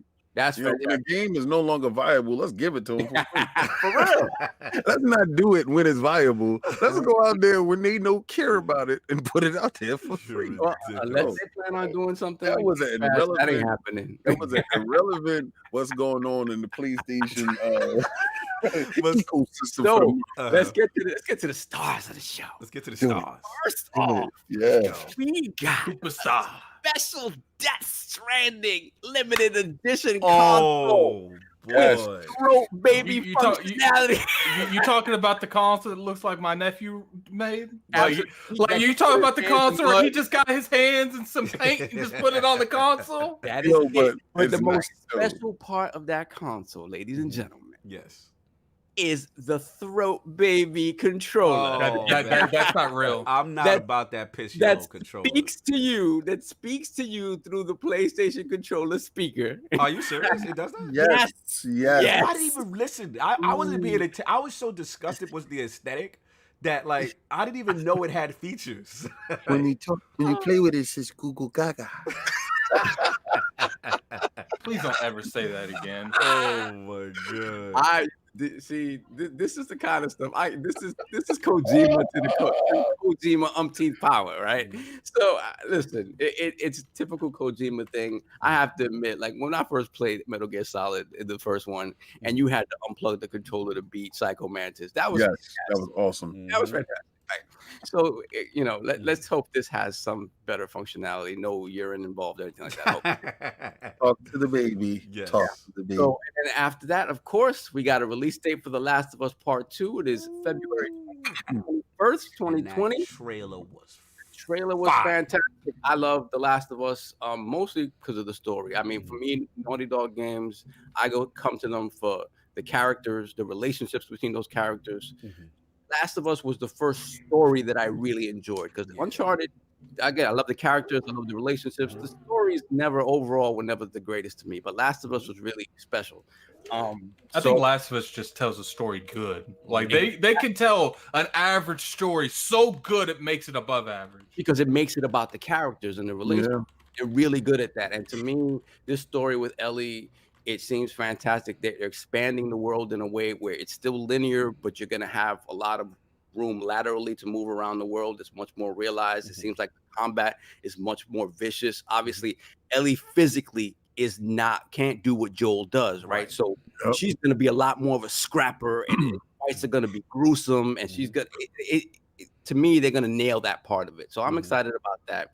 And so let's talk about what Addict is excited about. No. Finish telling about the highlights. Let's talk about how graphically it was amazing looking. The world looked realized. It looked like they took the catch here that you it looked like they took all their energy and balled it up into one giant kami-ha and gave you one single player and half baked the rest of the stuff that you didn't get. And I want all that same energy because Gears of War got everything, and I want the same energy. Let's go. I don't care about the multiplayer, but I knew we do that. Before we get into that, as one last thing we kind of skipped was that Call of Duty trailer. Oh yeah, that had some controversy behind this mode that apparently was, what is it, Sav? It's a 1-year exclusivity. It's a 1-year exclusivity within the Spec Ops mode. It's a mode within the mode, and so that's what's exclusive for a year for PlayStation. And people were up in an uproar because it's like it's a year. By the time that happens, people already literally by the time other consoles, and I believe PC gets it, you're looking at the next Call of Duty. The next Call of Duty. And that's my point. I wanted to touch on that because, like Addict knows and King knows, welcome to our world as Destiny fans. Welcome to the suffering and the foolishness that we had to deal with. And thank God that Bungie is no longer associated with Activision, because this is the stuff I was talking about. And it's funny to see the uproar now because we've been fighting this fight for the longest. You know what I'm saying? And again, I get it. It's business. You want to get your exclusive? Cool. But no other company I've never seen any arrangement where usually it's maps and content for like 2 months, a month, and then it's released to our system. But to literally hold content hostage for a year until by the time it comes out, the next iteration, it's irrelevant. It like that is insane to me. And then the other thing is, like I said, remember they even did it even 2 years. Addict, remember when they did it to us with Taken King with Jade Rabbit? We didn't get it until Destiny 2 dropped. Sad. So again, all I'm saying pretty much the game was irrelevant. Yeah, like I get it. You know, that's exactly what's going on here. By the time we get that mode, the game's going to be irrelevant. Yeah, and it's business, but at the same time, it's like what I don't like is that when people are fans of the lead platform, you know what I'm saying, they're less empathetic, right? But again, when it happens to your game, now you're gonna feel away. So yeah, you don't feel so good, Mr. Stark. You don't feel good now, right? It's I don't feel good, Tony.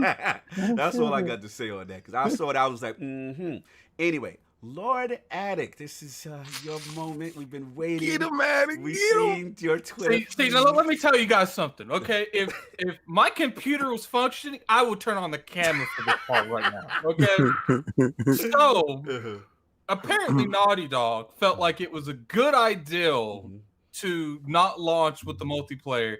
And to be hold up. Let me actually pause this real quick because I gotta go in. All right, so first off, there is an interview right now. As of right now, the multiplayer is not coming out with Last of Us.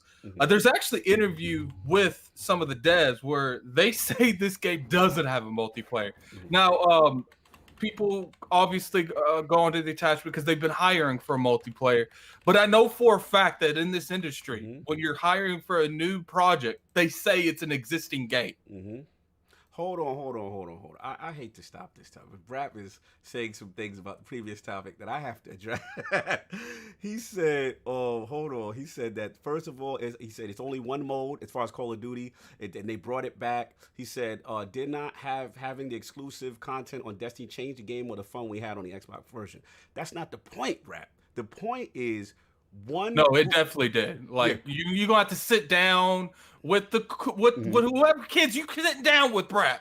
It definitely affected the gameplay. Okay, here's the thing. We're not talking about one group is paying for something for less experience at the same price. Like, we're not talking about the lame exotics that you ain't playing. We're talking about like these are exotics. Like these are some. Remember when what was the Sorry, no, I'm just clearing my throat. The hand cannon, right? That we didn't have in P1. By the time the Xbox version got it, it was a show of its right. So Jade Rabbit, Borealis, 2 years before it came. That is a problem. That is excessive. That's all I'm saying. Look, I get business. If you pay for it, you pay for it. But at the end of the day, that is the only deal I've ever seen structured. Even Division, name any other multi-platform game, map pack suits. It's usually a month or something if people have the marketing right. To have something a whole year that is beyond. Listen, what's gonna happen is this, right?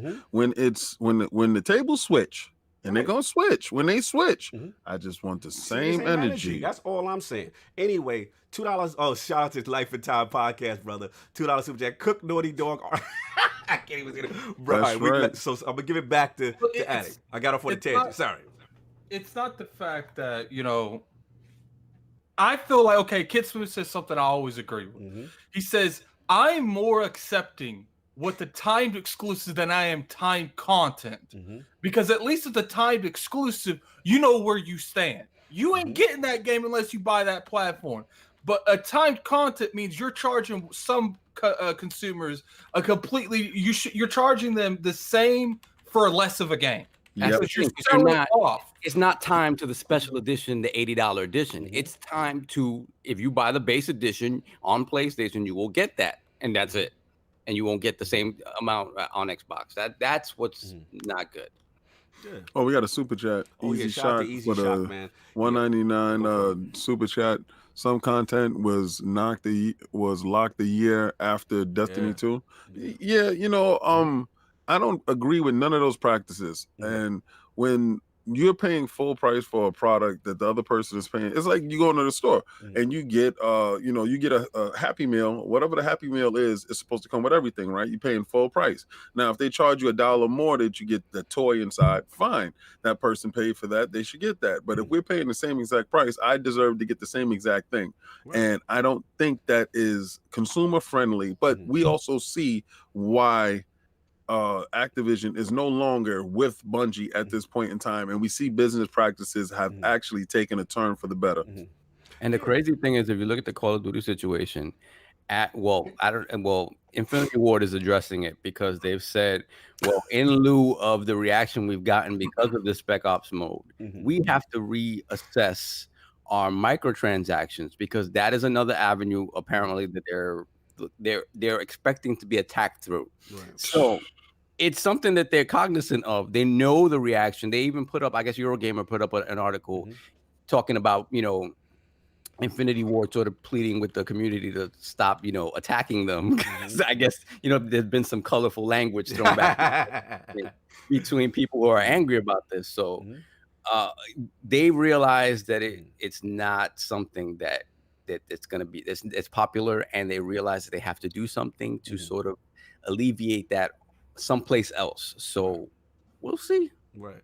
Shout out to Brad. He says, I don't know, should Xbox version get a 1% discount since 99% of the game? I'm not asking for a discount. All I'm saying is gamers need to be empathetic of the platforms that don't have something for the same price. And again, in this case, 1 year is excessive. This is the only company if that it's is a month, doing it. I don't care. If it's a month, if it's 3 months, like if you follow the patterns of the industry, that is the only thing that breaks complete pattern. And all I'm saying is we have to be empathetic for the other platforms, because by the time they get that content, the game is irrelevant. That is messed up, bruv. I don't see how you don't understand how that's not an issue. But anyway. And you know what? I'm saying we deserve a discount. All right. I'm saying that because we're not paying for the same game. Yeah, it's ridiculous. I don't care if it's a percent. Give me a percent discount, bruv. Give me a percent discount. All I'm saying is 1 year is excessive. And as a gamer, people should feel away. That's all I'm saying. That's ridiculous. Continue, Addict. Shout out to Victor Alistine with the $2 super chat. Naughty Dog being naughty. It's funny. Yeah, that's funny. Continue, Addict, let's get to the last one. So Naughty Dog, what they did is they've come out, they've said that they're working on a completely different experience. They said that, quote unquote, it was more ambitious, so that they pretty much had to extend how long it takes. First off, they take forever to make this statement. It was literally like almost an entire day. If you want my honest opinion, I don't think that I think that the job listings, because I know for a fact in this industry, when you hire for a brand new project that has not been announced, and when you're going on LinkedIn, you're posting job applications, you put it as a title that has already been announced. Right. And then when they get behind closed doors, you make them sign an NDA, and then you tell them, yo, you're not working on Last of Us 2, you're working on this new title, but we couldn't put this new title's title on LinkedIn because it's not announced. I know for a fact that happens. Right. Well, we did see the postings that first of all, they did announce that multiplayer was initially going to be in the game, and we did see the postings for jobs for people to work from Naughty Dog that are going to be working on the multiplayer way back. So that was confirmed. So I think what's happening is I think Naughty Dog is going to make a free-to-play version of Factions, and it's going to be filled with microtransactions, and I think they're going to try to go like what's the word I'm looking for? What? They're going to go towards a games with service, kind of like what Destiny's doing now, where you have like a battle pass and stuff.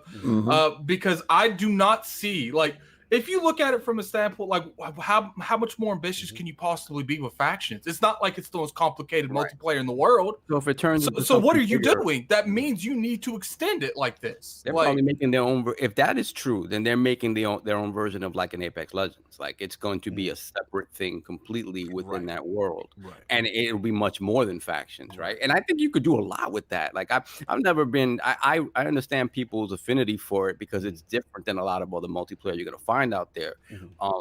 But they have to make a product if they're going to spend this much money, right, they have to make a product that has real longevity and real legs and is in the conversation with other games as a service in terms of money making. If not, they're not going to spend the money on that anymore. How about they make a project that's complete? How about that part? I'm with the same energy. I'm looking for energy here, folks. And these dudes, you gonna tell me I was anticipating, even though I was never gonna touch the multiplayer, but I want it. All right, I pay for. I want complete games. All this half-baked stuff, and these guys talking all like it's the single-player experience. This is exactly where we're at. Imagine, and you know. I hate to say this, man, but if Microsoft would do some stuff like this, it would be bad. If Gears would have came out with no multiplayer, bushes bound Gears, and I told you, I can't stand their multiplayer. And you know what's funny? Something like Gears, you know, like, and obviously I know Cognito feels the same way. Maybe not necessarily the exact same way, but you know what else I'm tired of? I'm tired of this narrative going around. Shout out, yo, Sam, get that super chat. Shout out to Johansel Villegas with the $2 super chat. King, you might be on to Continue. Say no more. So what I'm tired of is this narrative going around that you can have a complete single player and it's a complete game, but if you have a multiplayer only game, it's not a complete game. Like. Yeah. That's bad energy, brother. Blows my mind. But you know what? Another narrative. I'm tired of people acting like Sony's the only people that make good single player games. That blows my mind too. How many games this year has third party that scored an 85 or above on Metacritic? But Addict. That's not only it. They're saying only Sony can get away with this crap. This is only Sony can get away with giving you half-baked games. Let's be objective. Let's be objective. It's not being objective or not objective. It's the truth. People go around acting like not integral to the game experience like Gears multiplayer. Explain. People still play Last of Us. They just took the servers down. I hear you. No, and that's just with the PS3. People still play the remake. Is Last of Us multiplayer and esport? Like it's not. You know what I'm saying? But there is a thriving community. Oh, so not esport is if the multiplayer is relevant. It is not as integral to it. When people think of The Last of Us, they don't think about Last of Us multiplayer. They think about. So let me. I can't wear a jersey. They don't put it inside the game. If I do not get a jersey with my purchase and I'm not part of a league and a team, you're gonna tell me I can't get multiplayer? If it can't be viable in a setting, at the end of the day, if you make a product and you have a good following, if your game is still being played online 6 years later, then you need to make sure your sequel has that same multiplayer. Okay, shout out to Stu Jersey X. He says, got to be an esport, what the F? What I'm saying is that it has to be financially viable for them, right? So, yeah, it doesn't have to be an esport, but they're looking to make that kind of money. And if you think that's not what they're looking to do, they're not going to invest the time and effort. I think this is a classic thing. This is another notch that I'm putting on Sony, that they're getting too cocky. They're like, you know what? Let's launch this Last of Us because we know the PlayStation 5's coming out at the end of next year. Let's launch this before. We don't care if it's got no multiplayer. Oh, you need more time? Oh, that's after the game comes out. You can do that in post. All right, hold on. We got two super chats, man. Shout out to Brap with the $5 super chat. It's going to be a battle royal mode based on factions releasing on PS5. Still, it's disappointing that multiplayer will not be there at launch. Who's got my boy NYT? Who's got NYT? I will after I address Brap real quick. All right, Brap. It's not that it's coming after launch. It's not coming. It's going to be a completely different game. I'll get the next super chat. Get the next super chat, sir. So we got a $20 super chat from NYT Music. I probably butchered your name. I definitely apologize. No, we going with that, okay? So what if they create a multiplayer game with The Last of Us and Uncharted characters in one like Apex Legends called Sony Legends, then I would die laughing. Oh my God. You know what? You might be on to something. Shout out to legit. With the $5 super chat. He said, like all broken clocks, this is one of the 2 times a day where Addict is actually. Oh wow! Even when he gives, I don't know about that slow-mo. You still ain't got a W for me. Even when he gives you props, he kicks you right. It's always slander. So we got a $2 super chat. You know, I'm tempted. Yeah. If I wasn't in such a good mood, slow-mo, I would delete your whole super chat. Oh my Lord! Shout out to we got a $2 super chat from Jonazel. I ain't even trying that last time. You have to excuse that. Then whatever, man. That's all you saw. But $2 super chat. They can't even make a 4K 60 frames game. Ain't nobody can make a 4K 60 frame game right now. Look, listen, I think you might be on to something. Let's stop getting petty. Let's get back on track, y'all. So but you know, that's just the thing that it's like. Look, like call a spade a spade. Right. Sure, if you like the single player, I will agree with you. Not a lot of people talk about the multiplayer. That's true. But just because not everyone and everyone's mom, when they talk about Last of Us, talk about the multiplayer, does not mean it doesn't have a fan base. If you're 6 years after a launch and it's still full of servers, that means you as a company should abide and make sure them people are good. Or you got people like BG having a full meltdown on Twitter over it not having the multiplayer. And the people I'm with him. I support his rant. But you know, I honestly feel like if you're upset, and this ain't no shot to BG, you should not buy the game. Like, you know what? If you're that upset, you should just not buy the game. I have no damn choice, Addict. Serious. This is the problem right here, right? They're giving you this half-baked game, and they're telling you it's completely cooked, and it's not cooked all the way through. I'm sorry. So you saying that there's a little purple in it? You say it's a little undercooked? It's in the middle. It's blood in the middle. And Soft does not agree. Now, I will say this, though. If this obviously they're working on something, they have something, right? If this comes out, let's say the multiplayer comes out around the time of the launch of the PS5, right? End of the year, right? And that makes it even worse. It makes it even worse because I'm like, why not just hold off the launch of Last of Us till the end of the year? Have it be your bombastic, fall game with the launch of the PS5. Have it be a cross-platform game because it's going to be playable on both, right? Or a version of it, whatever. Why not hold it? If this multiplayer comes out near the end of the year, we know why. Let me grab the super chat real quick. He says his name perfectly. I'm sorry. We got 70 people in this chat. Definitely appreciate everyone coming by. Go ahead and hit that like button. Get that. Yes, please. Get those likes up there. Get that super chat. You got to say his name. Look, man, I can't help it. Look, I might need to put that in Google Translation. Listen, I'm gonna tell you right now, you're gonna keep seeing these shades on as long as we're doing this in the morning. I can't read anything. So, Carmen, let's read it. Shout out to Johansson Villegas with the $2 super chat. Imagine if Gears would have come out without multiplayer. You know what? You on to something. Hold on, yo. One on Soup 2 is on your neck, so he says, "This guy's serious? I want Last of Us as soon as possible. I'm hitting the dislike." You know what? Listen, I feel what you're saying, right? But this is the problem. So you don't care about the multiplayer. If Gears would have came out and they told you multiplayer be when the Scarlet comes out. Dudes would that man really hit the dislike button. Salute to you being a man of his word. You just cost us a dislike. Listen, what's up with you? You know who put the dislike in there? Yeah, respect the shooter. He came in here. Respect the shooter. Respect his dislike. At least he falls on, man. At least he commits to his statement. He's a man of his convictions. Too. It was there. So, but what doesn't make sense, Wonton, if you're hitting the dislike, you're in my boat. I don't care about multiplayer. Give me the game. I don't care about it. I'm just playing the devil's advocate. Because it is true. If the multiplayer comes out at the end of the year, what was the point then? King, I'm ready. I'm chopping. I don't. I'm with King. I don't do the non-color. Okay, I'm gonna take my color shades off and read one chat.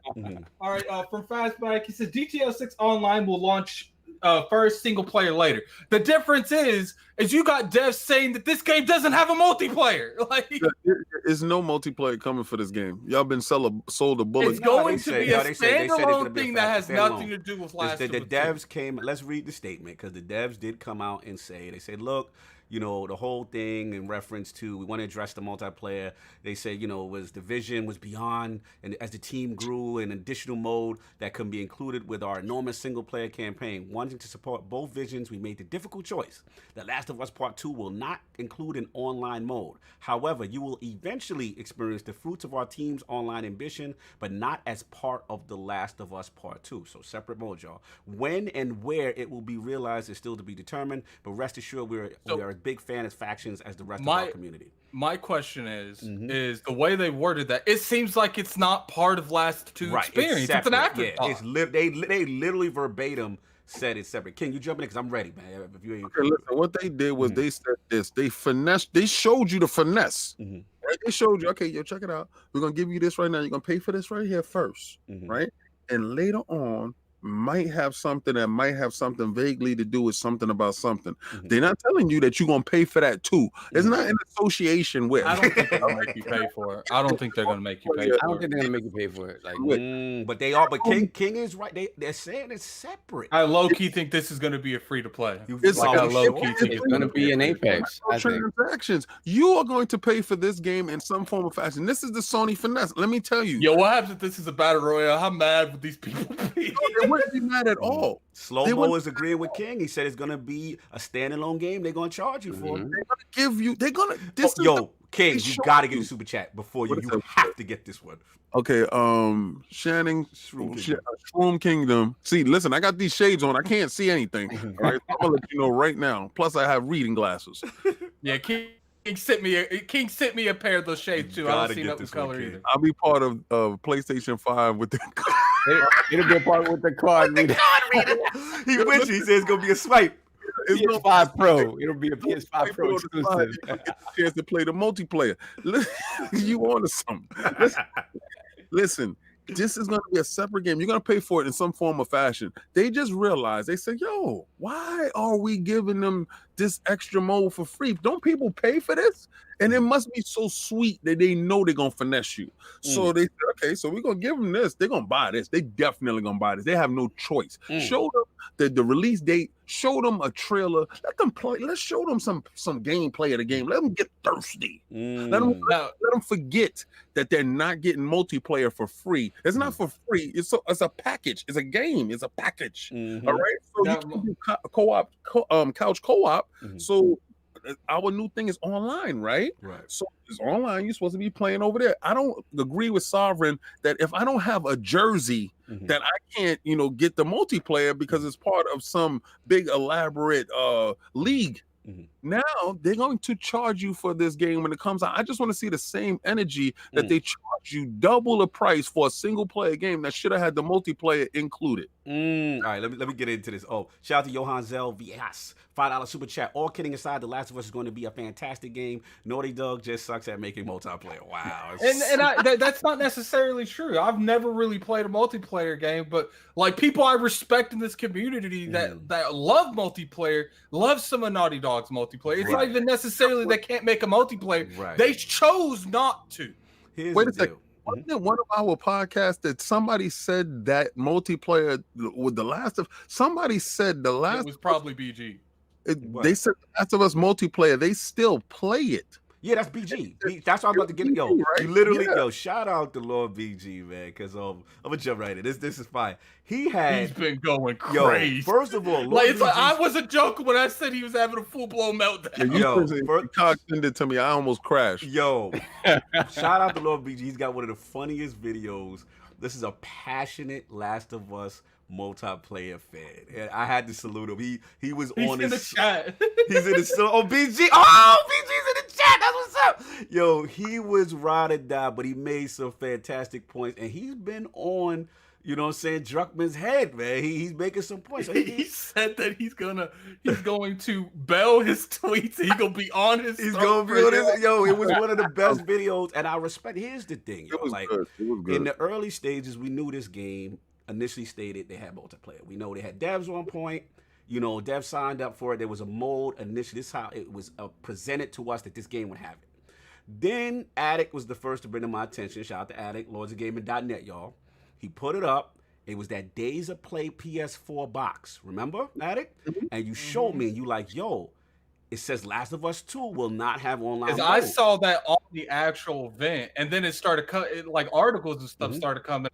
And people was like, well, maybe it's a misprint. Look, when you make a case, you don't accidentally put on the thing that it has no problem. It specifically said no more, so everybody was God of War Spider-Man. That was the exact word. So that's when my eyebrow was like, all right, yo, what's going on here?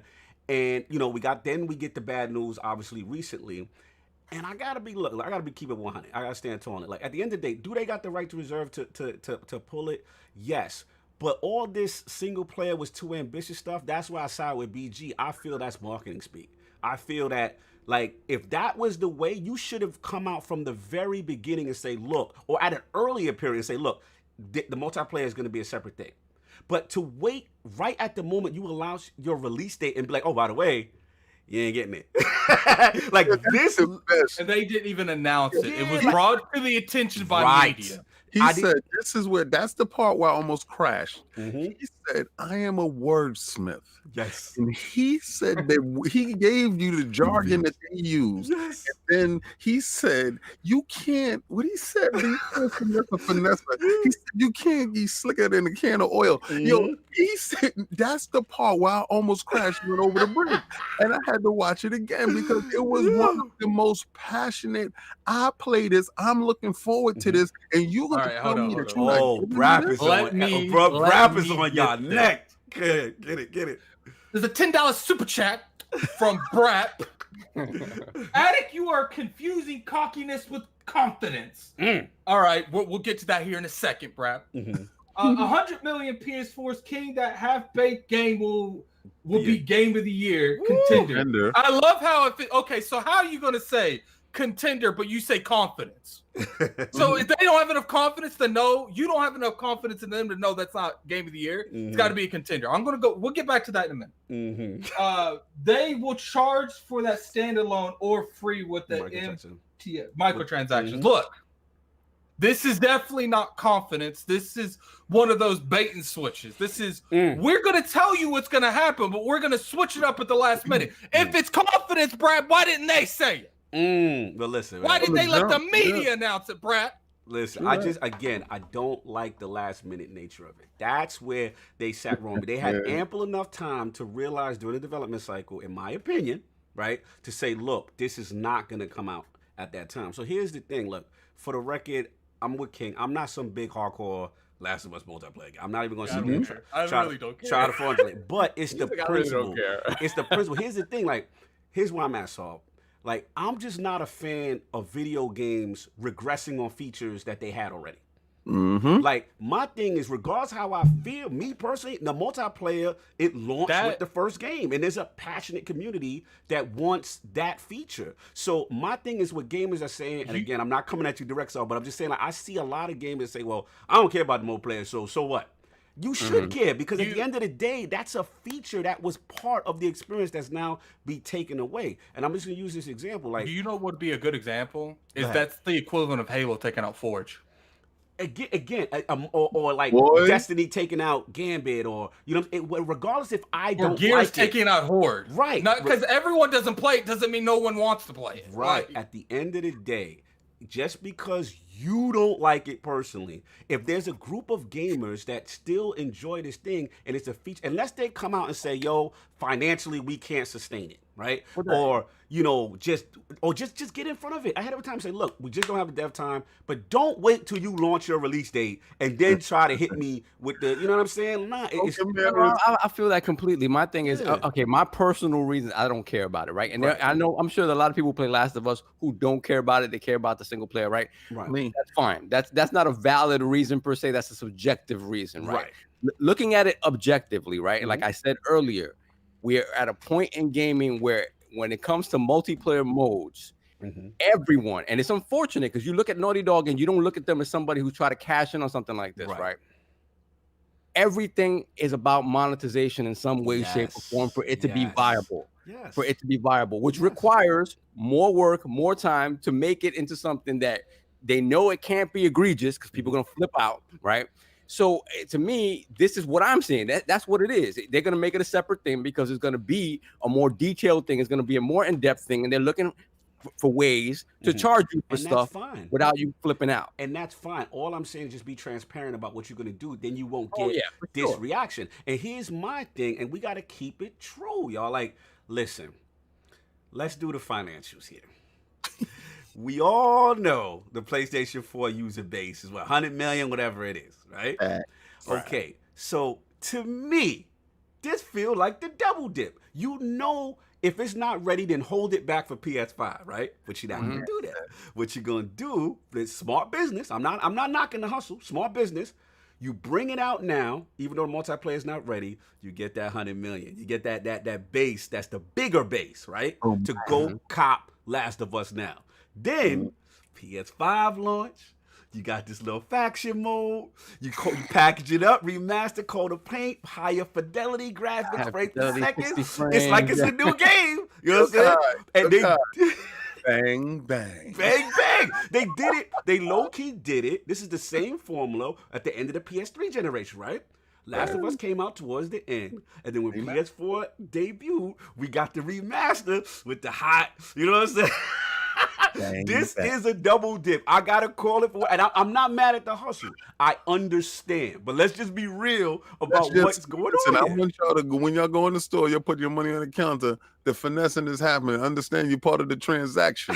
The finessing, you have been finessed. I just want you to know you're going in eyes wide shut, right? I want you to open them. I want you to see it now. Now I want you to see the finessing. And when it comes out, and it comes out for PlayStation 5 with the mode, and y'all gonna be like, no, you're gonna buy it again, and you're gonna get finessed twice. Yo, shout out to BG. He going in on the chat. He said nobody could play. He said Last of Us already had crazy microtransactions. Nobody could play. He said we accepted it. It was crazy. It's been egregious. BG's tight. So he's about time everybody open their eyes up. Now let me I want to ask y'all this though. I know we go off. Now here's the question. I seen it. I want to shout BG out. We should have had him on today, man. This is a perfect time. He would have went ballistic. He would have went ballistic. Here's the deal. Like what I'm seeing on chat now, I gotta ask the chat and I gotta ask the Lords this. Like, because of this situation, as far as Sony's first party, because let's be honest, for the majority of their first party, it's generally single player experience. So people are saying on chat, like on Twitter now, like, what's the purpose of me having PS Plus if all they is they not gonna have a multiplayer? Do you agree with that, or do you think that PS Plus is still a valuable service? You know what I'm saying? Let me put something with that. Let me put something with that. Do you feel like Sony should rely exclusively on third-party multiplayer and not make any multiplayer themselves? So that's a reverse from Microsoft stance. Like I said, I don't care. Like you're under the, I don't know. Like you said, people are under the impression maybe they don't make the greatest multiplayer, so they focus on what they're strongest at. Let me get this super chat. All right, let me get it real quick. Brap is on it. We got a $5 super chat from Brap. It says they didn't announce no multiplayer because they wanted those pre-orders. But if they confident, why do they care? But I mean, listen, it's business, right? I mean, look, I understand the hustle, baby. 100 million. You're not gonna hold this game back any further. Let's get it out, get that front end, and then we're gonna get it on the back end. Do you guys remember? Okay, when the Switch launched with Breath of the Wild, right? Yes. 2017, right? And I said that it was going to be like a double launch because didn't the DLC come out right at the holiday season? I believe so. When they were finally getting more consoles in stores. So it's the same type of hustle, right? Like it's like you have additional content that you're going to repackage and be like, this is the Game of the Year edition with the, and then. Oh, there go Christopher Hart. I was waiting for Christopher. I was like, he's getting the bridges were going. You just waking up. He just woke up. He was gonna be on that. So no multiplayer is not game breaking. He ready. I'm like, where's Christopher Hart? Brap is out here being Christopher Hart. We know. Let's be real here. We know. I can't see it if it's not in color, Chris. We know that the single player is going to be good enough to validate the $60 price tag. That is not the issue. It's not the issue of whether or not this game is going to be worth the money without the multiplayer. The issue is, should they have done this with the multiplayer knowing that they had such a big following, knowing that they had so many people looking forward to this. Like, you literally had a meltdown. Like, and BG wasn't the only person. Go look at any. There's a lot of people the Twitter. The community was split. It's the first time in a long time I've seen the entire PlayStation fan base have a civil war. It was a PlayStation civil war. Shout out to my boy J Dub. I was just watching Twitter. I was just like, wow, this is lit. Listen, I want to say this to all the people that's outraged right now. I want y'all to stand up.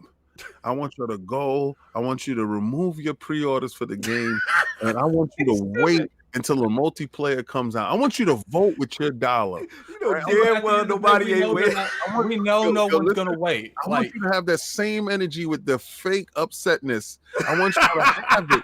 I want y'all to go put your money where your mouth is. I want you to do it. See, when I was telling y'all with Stadia, and after I saw the stuff, I took my money off. I said, no, sir, you will not get my dollars. This is not going to happen. And I want you to do the same. Act like King. I want you to say, what will King do in this situation? He will remove his bucks. But listen, I'm telling you right now, I'm frauding because I'm with y'all. I'm totally upset. It doesn't have multiplayer. Is it going to stop me from buying? No way. No, absolutely. And at the end of the day, we kind of know that they know that as well. But they know it. I will say this, though. This is where I agree with BG, if he's still in there, is that when the community does outcry in this manner, they were forced to make a reactionary statement. They were forced to now get in front of it. So this just wasn't like 5 or 6 people on Twitter. Like it exploded. I believe there was a petition, right? There wasn't a petition that was what you call it? Yeah, and I want to go ahead and get in front of that. It is not what's what I'm looking for. It's not being dramatic to make a petition. Petitions are literally everywhere. It's literally all a petition is how many people are opposed or for something. Like that's literally all it is. If you want to sign that petition, go sign that petition. But what was funny is BG on Weapon where he was like, "Yeah, I signed that petition." And they're like, BG, it says in the first sentence, by signing this, you agree not to buy this game. He's like, they don't even know I will. I ain't mad at the hustle, man. But shout out. This was a hot one, man. We had to get it. This was too much fun, man. We got one more and we get out of here, man. Lord King, did you watch any of that InsideXbox, sir? Yes, I did. And I don't like the fake. Listen, let's shout out to InsideXbox, right? Why Attic laughing? Why is Attic laughing? That's the Joker laughing. Yeah, he laughed dumb hard just like it. He fell off his chair, too. Yeah, like he literally, that was a good laugh. Listen, I love Larry Herb, right? I really do. Everybody else on that panel can go away. Everybody else. We can't do that to my man Ricari who just came back. Yeah, I think Ricari is good. He got to go too. He definitely got to go with all the fake fans and the fake jokes. Larry, that's what did you see when Larry answered so sarcastically to them? Like it was right in the beginning. He was like, "Thank you, guys." Hold on. Did you see? Did you see that part where the hand on Larry and shook his shoulders? Did you see the part where they were supposed to high five and the chick had her hand up for like 10 seconds and she put it down and tried to play along with it? Listen, I'm so opposed to them putting Larry with those dudes. Separate Larry from them. That's one. All right. So you want a good InsideXbox. What I did like with InsideXbox. Let us host InsideXbox. Yeah, definitely. real gameplays because that looks kind of weird. It looks kind of spooky. I'm being honest. I do not like the fake jokes. Yeah, it's cringe. It's cringy. It's corny, and it's not necessary. But they did have a lot of stuff. Dizzy, I know that you're happy with Atlas, because that looks like the natural evolution of that crap game Ark that you was trying to get me to play. But this looks like an PowerPoint. That's not a game. So I had to laugh how they had to come out and say, "Hey, we know that Sea of Thieves exists." Yeah, they had. Yeah. You saw that. I peeped that. Just real quick, I just want to double down on what King is saying. Look. To me, it's just like they just focus too much on the panel. Just show the games, man. You don't want your FaceTime. Yeah, it's too much FaceTime. As much as I hate to say it, do what PlayStation did. Copy direct. Yeah, just direct. Trailer. Then, if you want to have a dev come out, really briefly talk about and expand more, fine. But get back to trailer. Like, we don't have to keep seeing y'all making jokes. Like, that is the cringiest. Do what Bungie does. Bungie has a good amount of gameplay and talking. They get it quick. They get all that out the door. Then they move the hell on. The pacing is bad. listen, it's not for us. We know that, but it's just one of those things that it could literally improve. We're happy it exists, but the current formula, fix it. Just fix it. It's not being fixed. It's like the same regurgitated crap. And y'all keep thinking we want personalities. Yes. They don't have personalities. Those are forced personalities. And whoever's writing these jokes stop it. Yeah. Right, we got a super chat. Let me go ahead and pay this bill. We got a $5 super chat from Victor. He says, InsideXbox needs to be structured like a podcast with games and interviews. I don't agree with that. Like, I feel like InsideXbox needs to be a show floor that just goes from game to game. And, you know, they can have a break, but they don't have to be exactly like Direct. They can show like half of, first off, you can cut it dramatically. Only show the interviews that count, the ones that people care for. Am I still the only one that doesn't understand what this event's made for? Am I still the only one? You got to get I got to get these super chats. They're going crazy. Shout out to Brap with the $5 super chat. Major Nelson needs to be marketing insurance, life insurance. Wow. Don't think he resonates with game. No doubt. Shout out to Chris. You might be onto something, Brap. You know what? You know who they need to take in control of that whole thing? That dude that hosts the PC gaming show. Oh, I love him, but here's the if they need someone with charisma that actually can resonate with gamers. And as much as Major Nelson's cool, he's just not it. Okay, let me ask you a question. This is being real. All the cringeworthy stuff didn't come from Major, right? So that's kind of true though. Except when he did the Crazy Eddie though. When he did the Crazy Eddie that one time and the gloves. But they let him loose. This is what I'm trying to say. They didn't let him loose. Somebody wrote that crap. Listen, he's standing on the side. He's trying to be straight-laced. He's trying to give you the information. He's trying to throw the stuff out. And these dudes, these jokers on the side, when he touched his shoulders, disgust in Larry's face. I was disgusted with you, Larry. And I'm letting you know. Hold on. Chris Hughes Sr. with the £2 super chat. Cringe jokes is the best part of InsideXbox. Listen, this is I'm not going to say you're on to something. I'm not on to that one, but salute for the super chat. But here's the thing. Like, to me, only people who should be getting screen time is when Phil comes on. Or when, Bill Stillwell. I don't mind, they do their giveaways. Give our boy that chance to shine there. Don't let him say any of those cringeworthy stuff. Let him give the stuff away. And it's like back to the real. And then it goes back to the next game. And then afterward, they say something else. I just feel like if it was just the length of the show, that would be one thing. But there's multiple things wrong with InsideXbox. It's not just the length of the show. Right. It's the cringeworthy. It feels like what's the word I'm looking for? They're not on the same page. Like, for instance, the chick was trying to high five that dude and completely missed it. I'm just like, they just joined him. Hold on, Brap. Shout out Brap with the $5 super chat. InsideXbox needs Addict's beard to host. Much love for you. Look, man, I don't know if I could do that because my beard is very picky on what kind of things it hosts. But I'm saying that my beard could probably host that better than they are. Crazy left. Continue, kid, all right. Then we go get it. Listen, we just getting to the point where this was my whole point with the InsideXbox. InsideXbox showed you all the games that was coming up forward. The cringeworthy stuff can go to the left. I like the Atlas being shown. I like a couple of other games that was being shown. I'm not as detailed as Sovereign because I'm going off the top of my memory. My biggest thing was xCloud. The fact that they talked about xCloud and told you to go sign up right now to get that done. That had the same effect to me as State of Play when they told you about The Last of Us. What we have to understand is first, they put both of them on. Okay. And we as gamers won that day. Everybody won. You got the information on The Last of Us and the release date of it coming out. And Xbox Gamers got xCloud and you can go sign up for it. And they gave you more. They talked about the game, the streaming from console to device. They talked about it, cloud streaming. So if you was unclear about the messaging with xCloud, they clarified it. They made you understand this is what this does, this what this does, and this is what this is about. Let me jump in on that too, because I'll double down before we go the opposite way. Man, that was the highlight for me. You know what I'm saying? Because you got Chowdhury on, you got to the point. Hey, boom, it's gonna be U.S. Korea, UK, you know what I'm saying, for right now, you know what I'm saying, with the early joint. Then they talked about, I want to shout out Hyde if he's still in the chat with LordGaming.net. He's got all the information. Please check that out. The games, though, King, Halo 5, yes, Gears, yes, Killer Instinct, and I think Sea of Thieves also on the list. But the fact that, all right, we already touched Halo 5. Yes. First-person game, 60 frames per second. That's a lot of confidence to be showing that off, right? Yeah. Then you got Gears, brand new game. Okay, cool. But to me, the underrated thing is Killer Instinct because let's be real, Show no lag. Fighters historically don't showcase well on no streaming joint.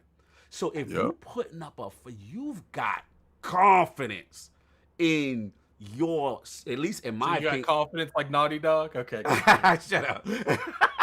But like to me, that lineup from a latency perspective, is really gangster. Only thing I was gonna say is then obviously they talked about the requirements, and then they talked about, like I said, you got the cloud streaming. What was interesting, they said the console streaming will allow all your games that you at least that's how they put it. They said the cloud streaming is limited to what they have up there. I guess if the one that's available, if that's going to be a Game Pass thing. But what's very interesting is the console streaming, and I want to shout that out because I'm actually in the alpha for that. You got to have 10 megabyte upload at least. Bluetooth controller. Leave your Xbox on instant on, and that to me is a big deal because that could be the way they get around. Remember how we talked about Project Atlas, right? And we said, EA could be on some foul stuff and say, we locking our games to stream out on the cloud from y'all. But if they do console streaming, which is it's in a sense what Remote Play used to do, but a better version. Like remember Remote Play, you use your Vita and you log into your console, but that was through the internet. You're avoiding the internet, you're going Azure server route, and it's a better way that Microsoft's doing it. But I think this could be what you think. So you think that they could get around the legal stuff with that? Absolutely. I think that is when they announced that. I remember when Bill told us about that with the console streaming stuff. Like, wait a minute. Okay, so now all of a sudden you eliminate for certain people, right, who don't necessarily need to have that server hundreds of miles away. All of a sudden now you're creating another network of interconnected consoles, and it's something that when you think about it, it makes perfect sense, and we never thought about it because we just thinking about 5G and all of the different blades and the different server stacks they have around the country and around the world. This just expands that exponentially, you know what I mean? So, and again, if within the home as well, when you're creating an environment within the home where now you can access them anywhere and you can literally do the remote play sitting on the throne, whatever, what we tried to do with the Wii U and the Vita and all that stuff like that. No, it's tremendous. It's a good point. Because here's the thing, because you got to remember too, Azure's reach is big, but there are some pockets that Azure is not at. So if those guys are like, damn, my service don't have that or whatever the requirements is, and they got a strong connection in the crib, right? They're just going from their device to the crib. Did y'all talk about the zones that the beta is going to be launched in? Yeah. That was an eye-opener within itself. South Korea was huge because we got that SK Telecom deal. Again, that you talked about, LordCognito. That's a big deal, which means they are really gearing up. And I thought that, to me, was a strong, like King said, that was very strong announcement. My question, right? The fact that they're launching in that region and they're trying to be the first in that region, they're trying to lock down the area. Wasn't we talking about getting to your base and installing your base? And I said before, when everybody said Phil need to stay out of these areas where they're not strong in. You're right. And he's been, when they went and they purchased land over this place and put a company over there and they put a building over there, and y'all say they need to get out of there. And I said, no, he needs to hunker down. He needs to make his weakness a strength. And the fact that they said South Korea, they're launching the beta of xCloud. They chose this strategically with that because partnership. You really have to think cell phones is their main play area, right? This is what they use to play in game while they're working and they're coming and moving.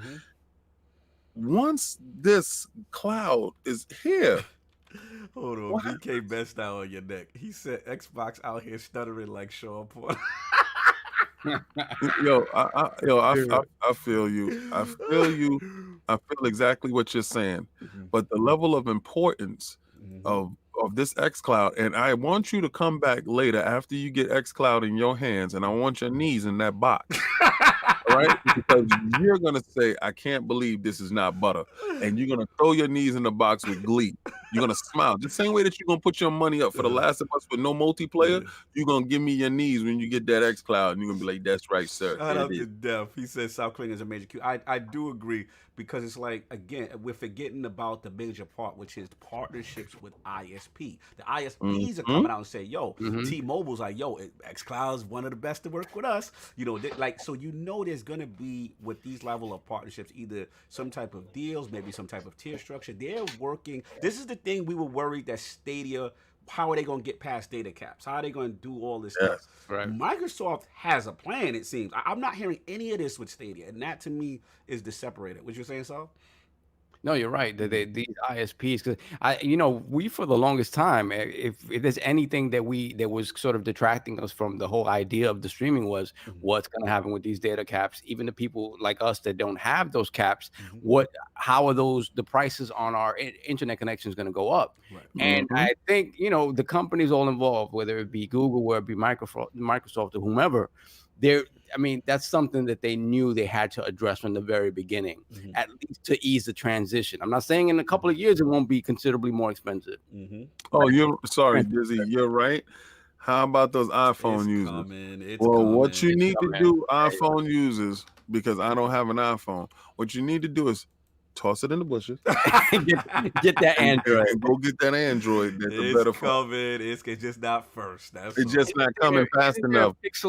Coming. So you gonna have to go out and go get a second phone. We got a phone for you. You disrespectful. We ain't gonna have this Apple slander in here, man. But it's coming. We got a phone for you. He's disrespect. They have shown with their partnerships that they will work with Apple, xCloud, and the tools that they've used. They will be working with them. Just Apple's a little tougher to crack because of their ecosystem and whatever. But yeah, man, Attic, what do you think, man, about the xCloud announcement as well as just InsideXbox in general? It's cool. If I can play Destiny at the airport, I'm good. All right, cool. Here's the other thing we're forgetting too about the ISP is that, remember, if you're console streaming, if you got a good Wi-Fi where you at, that alleviates you having to do the data stuff, right? As well. Yes. Yeah, this is good options, man. Look, options, man. Football is getting close, so we're gonna wrap. Unless anybody got anything else on InsideXbox. I need to go to bed. You got to go to bed. I know. Oh, hold on. Brat with the $5 super chat. That's how you say it, Addict? Super chat.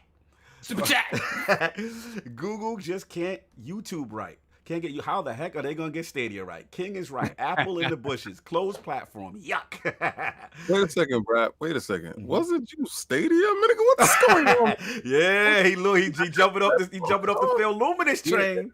You know what's funny though? Like it's funny that every Stadia Connect you have buffering problems. Like that's scary. That's scary. Brad is on to something. Let's be real, content creators. Ever since this whole killing Google Hangouts on air and now doing this other stuff, they've been shaky. A lot of content creators. Hangouts had to die so Stadia could live? That would that's crazy.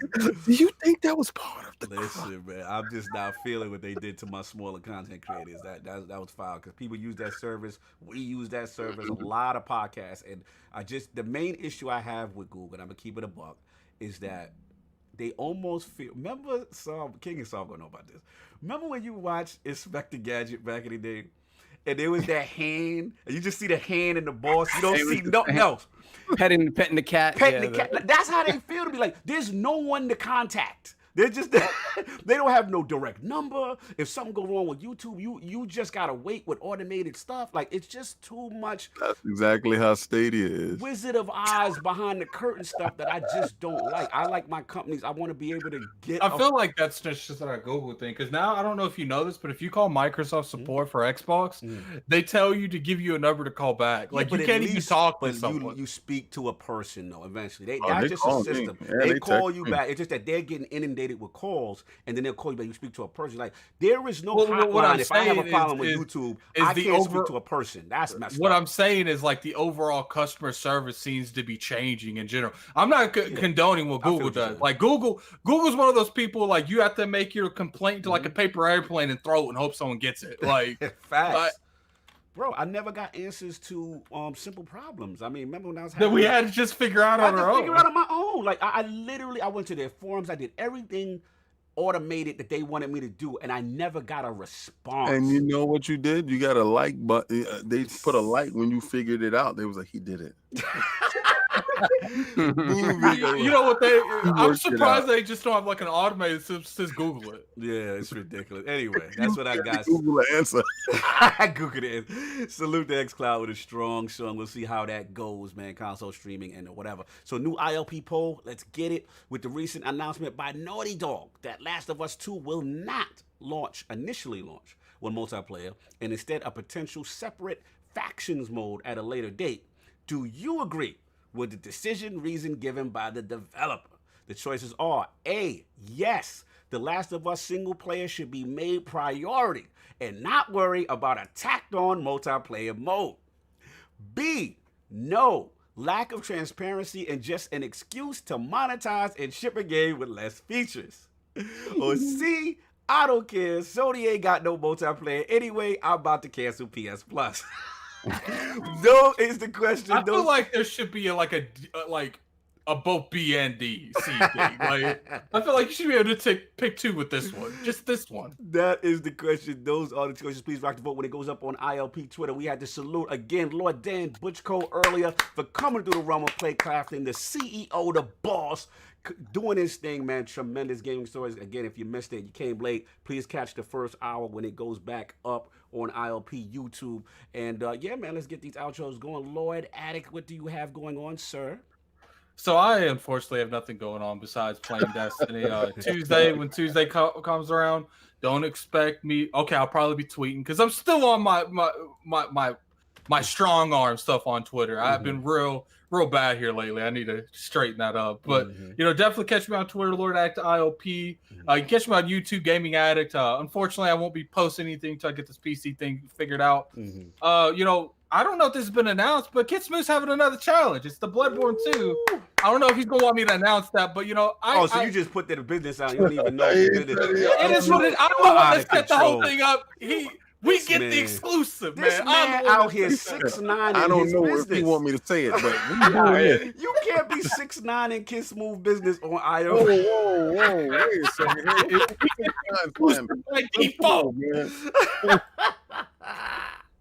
No doubt. Shout out to Lord Sovereign. No, I have not picked up COVID. Yeah, Lord Sovereign, what's up, man? Where can find people? What you got going? They can find me on Twitter at LordSov ILP and BX Sovereign on PSN Xbox Live. I'm gonna try to play a little bit of Gears today because I got a text a little while ago that I gotta come into work. So folded my Sunday, but. You know. It is what it is. This is why we gotta get that xCloud for you. So you know what I'm saying? Now you gonna need it for remote. You're gonna be remote playing. Remote play. You know what I'm saying? All day. No doubt. Lord King, absolutely lit in the round. Where find people find what you got going on, sir?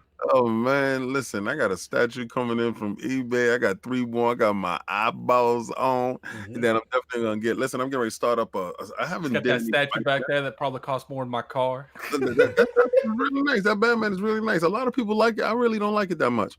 Yeah, a lot of people liked it. Yeah, I don't really like it that much. I noticed it's not rotating. What's up with that? Yeah. Stop it. I got it.